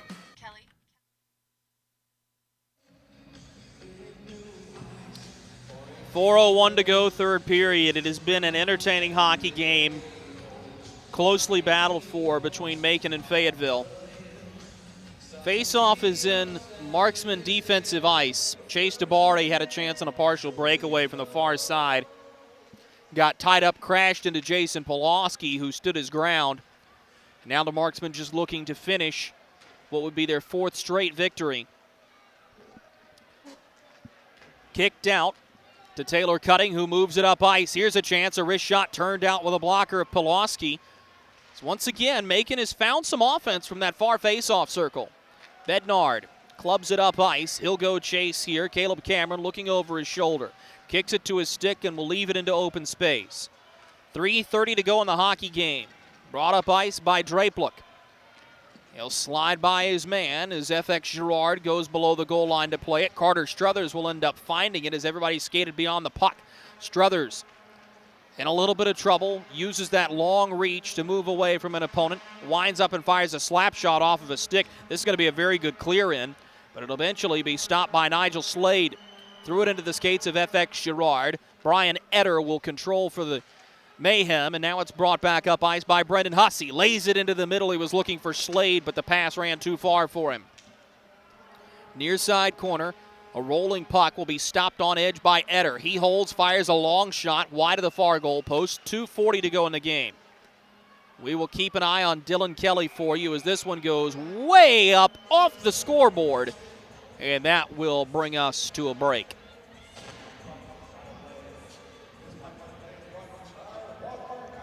We've seen a couple of really high clear-outs from both sides. First time this year we've seen a puck hit the scoreboard. Face-off is going to stay and make an attacking ice. And I can't see where the puck hit, but referees are having a real long look at the Crown Coliseum video board here. They're talking with one of the off-ice officials. Meanwhile, the puck has been dropped. We'll keep going. Swiderski is punished. Jarrett Cupp hanging on to it here. Backhands it up off the glass over the Macon defenseman, and I think that may have bounced off a glove and out of play. 2:25 to go in the third period. Dylan Kelly wandering in and out of his goal crease. It's interesting how these different coaches end up handling these one-goal situations. Marksmen do have an empty net goal. It came courtesy of Drake Glover in Roanoke. Not this past Friday, but the Friday prior, the 22nd. Cleared out to center here as Cody Rogers holds for the Mayhem. Good tie-up by Matt McNair, forces an errant pass. The Marksman will dump it in. Kelly out of his net to set it on its E in the goaltender's trapezoid. Shoots it around where Matt McNair holds the line. A little bouncer. 3 Mayhem to the puck. Rogers backhands it into skates. Here comes Macon the other way. Kelly standing at the hash marks. This is shot in by Coash. Dylan Kelly to the bench. Minute 50 to go in the third period. Marksmen have to battle for the puck directly in back of Pulaski. 2-by-2 they work there. It's Macon to come away with the puck. Don Carter run hard into the boards. Brian Etter steps forward, unable to hold the line, but Cody Rogers is the first man back. The puck does not reach the goal line. No icing. Double timed up the ice. Don Carter is onside. Backhands it down the near side boards with a minute 30 seconds to go in the hockey game. Chase DeBari pokes it free. Cameron gives to Drapelook. His shot misses wide, the short side goal post. The puck on edge, bounced around the stick of Kyle Soper. He'll dump it back in, and now the Marksman will have it. Here's a shot all the way down the rink, off the far post. Icing is called. Minute 6 seconds remaining in the third period. Don Oliveri is going to wager that was off the goalpost. That negates icing. He would be right in that case. But I think what Derek Boehm and Phil Roosler are saying is it actually hit the outside of the goal. That's a tough break for the Marksmen. Minute 7 seconds to go here in period number 3. 2-1 Marksmen in the driver's seat. They win a defensive zone draw from the far face-off circle. Carter Struthers hangs on to it here, backhands it to the far boards. Macon will hold the line there. Here's a shot back toward Pawlowski, who will swallow it. 53 seconds remaining. February 29th, 2020, the last time the Fayetteville Marksmen won a home hockey game. 609 days ago, they're looking to continue their winning ways. Time out, Macon, with 53 seconds to go in regulation here. Let's go ahead and put this game on reset for you. Started off poorly for Fayetteville as Don Carter capitalized on a missed breakaway from Taylor Cutting, putting in the rebound that ended Jason Pawlowski's over 120-minute streak without allowing a goal. It looked like it was going to stay 1-0 going into the first period dressing room, but Taylor Best had other ideas, potting in a rebound from a drive by Shane Bednard, and then just 66 seconds into the third period, Taylor McCloy scores on a breakaway to make it 2-1. The Marksmen have outshot the Mayhem 42-20 in this hockey game. Zach Desjardins and company looking to tie it up and play spoiler here on opening night at the Crown Coliseum.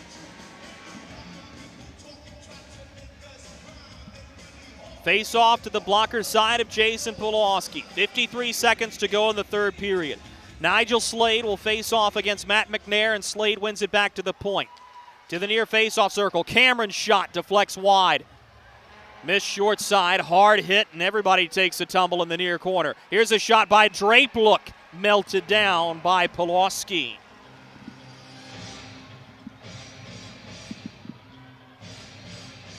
"16 seconds leave the clock on the last sequence. Now 41.5 remaining in the third period. Face-off will be to the glove side of Jason Pawlowski.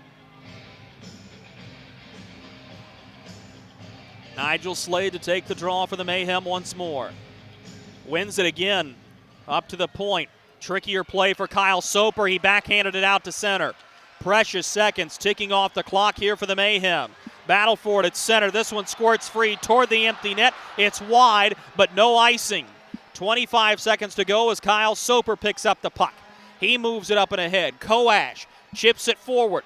First man there is Drape. Look, hammered by Carter Struthers. Loose play in front. Pawlowski has it somewhere in his paraphernalia. The rebound still loose at the corner of the goal crease. Fayetteville kicks it free. Marksman just looking to get it out. 5 seconds to go in the hockey game. Pinned on the near side half wall. Time's going to run out on the Mayhem, and the Marksmen have won on opening night.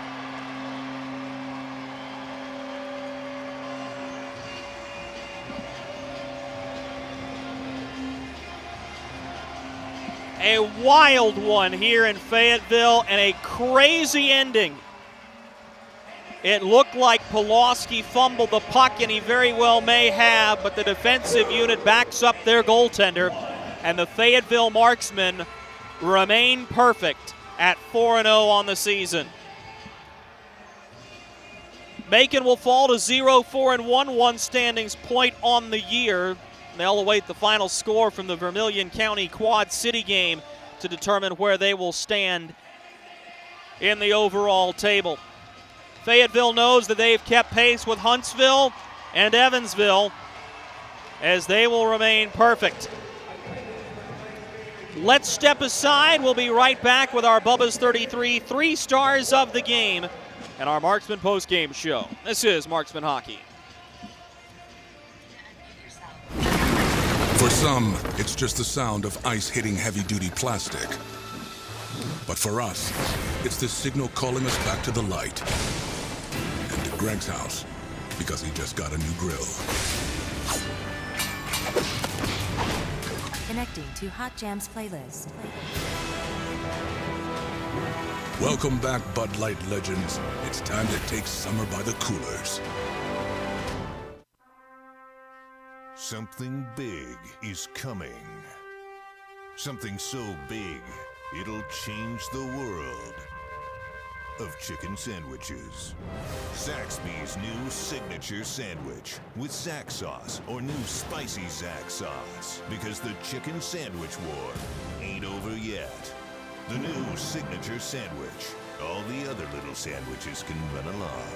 We'll take it from here.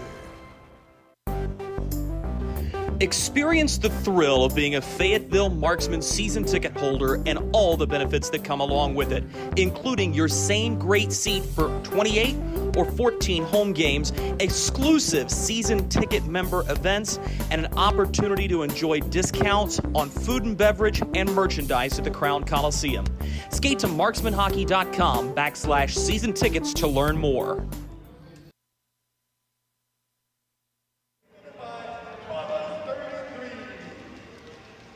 Unbelievable game tonight, really.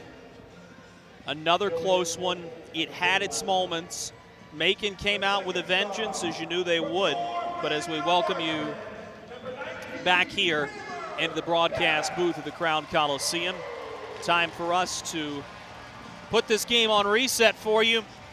Don Carter Jr. scores his first of the season, capitalizing on a rebound off of a breakaway. It'd be the only goal Jason Pulaski allowed all night.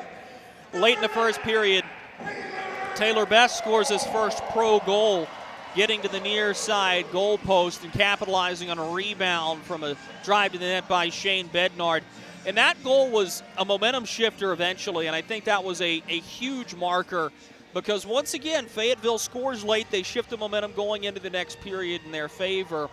And Dylan Kelly really stole the show in the second. It looked like there was a good chance Macon was going to be able to find a way to tie things up late in the third, but we're getting ahead of ourselves. Just a minute, 6 seconds of the third period. Taylor McCloy scores on a breakaway. And I think what you take away from this game is Fayetteville can win it ugly. This was a hard-fought game, and we told you at the top of the broadcast, this is one of those games where, on one hand, you look at the emotion of last night's win and you hope it carries over, but at the same time you realize that it's still a lot of downtime, and while it's a lot of downtime between puck drops, at the same time it's a 6 o'clock puck drop compared to 7:30 last night. All that to say, it's just difficult to get back up in the same meaningful way that you did for Friday night's game. And I think you saw the ramifications of that, especially in the third period. The final shots on goal total end up being 42-24. Fayetteville outshoots Macon. Strong contest for Dylan Kelly and for Jason Pulaski, who will keep that sub-1 goals against average. He'll have a 0.67 GAA coming out of this one. But really, Fayetteville just keeps finding a way, and when you get that type of experience to keep digging and keep grinding early, that only means good things from here on out for the Marksmen.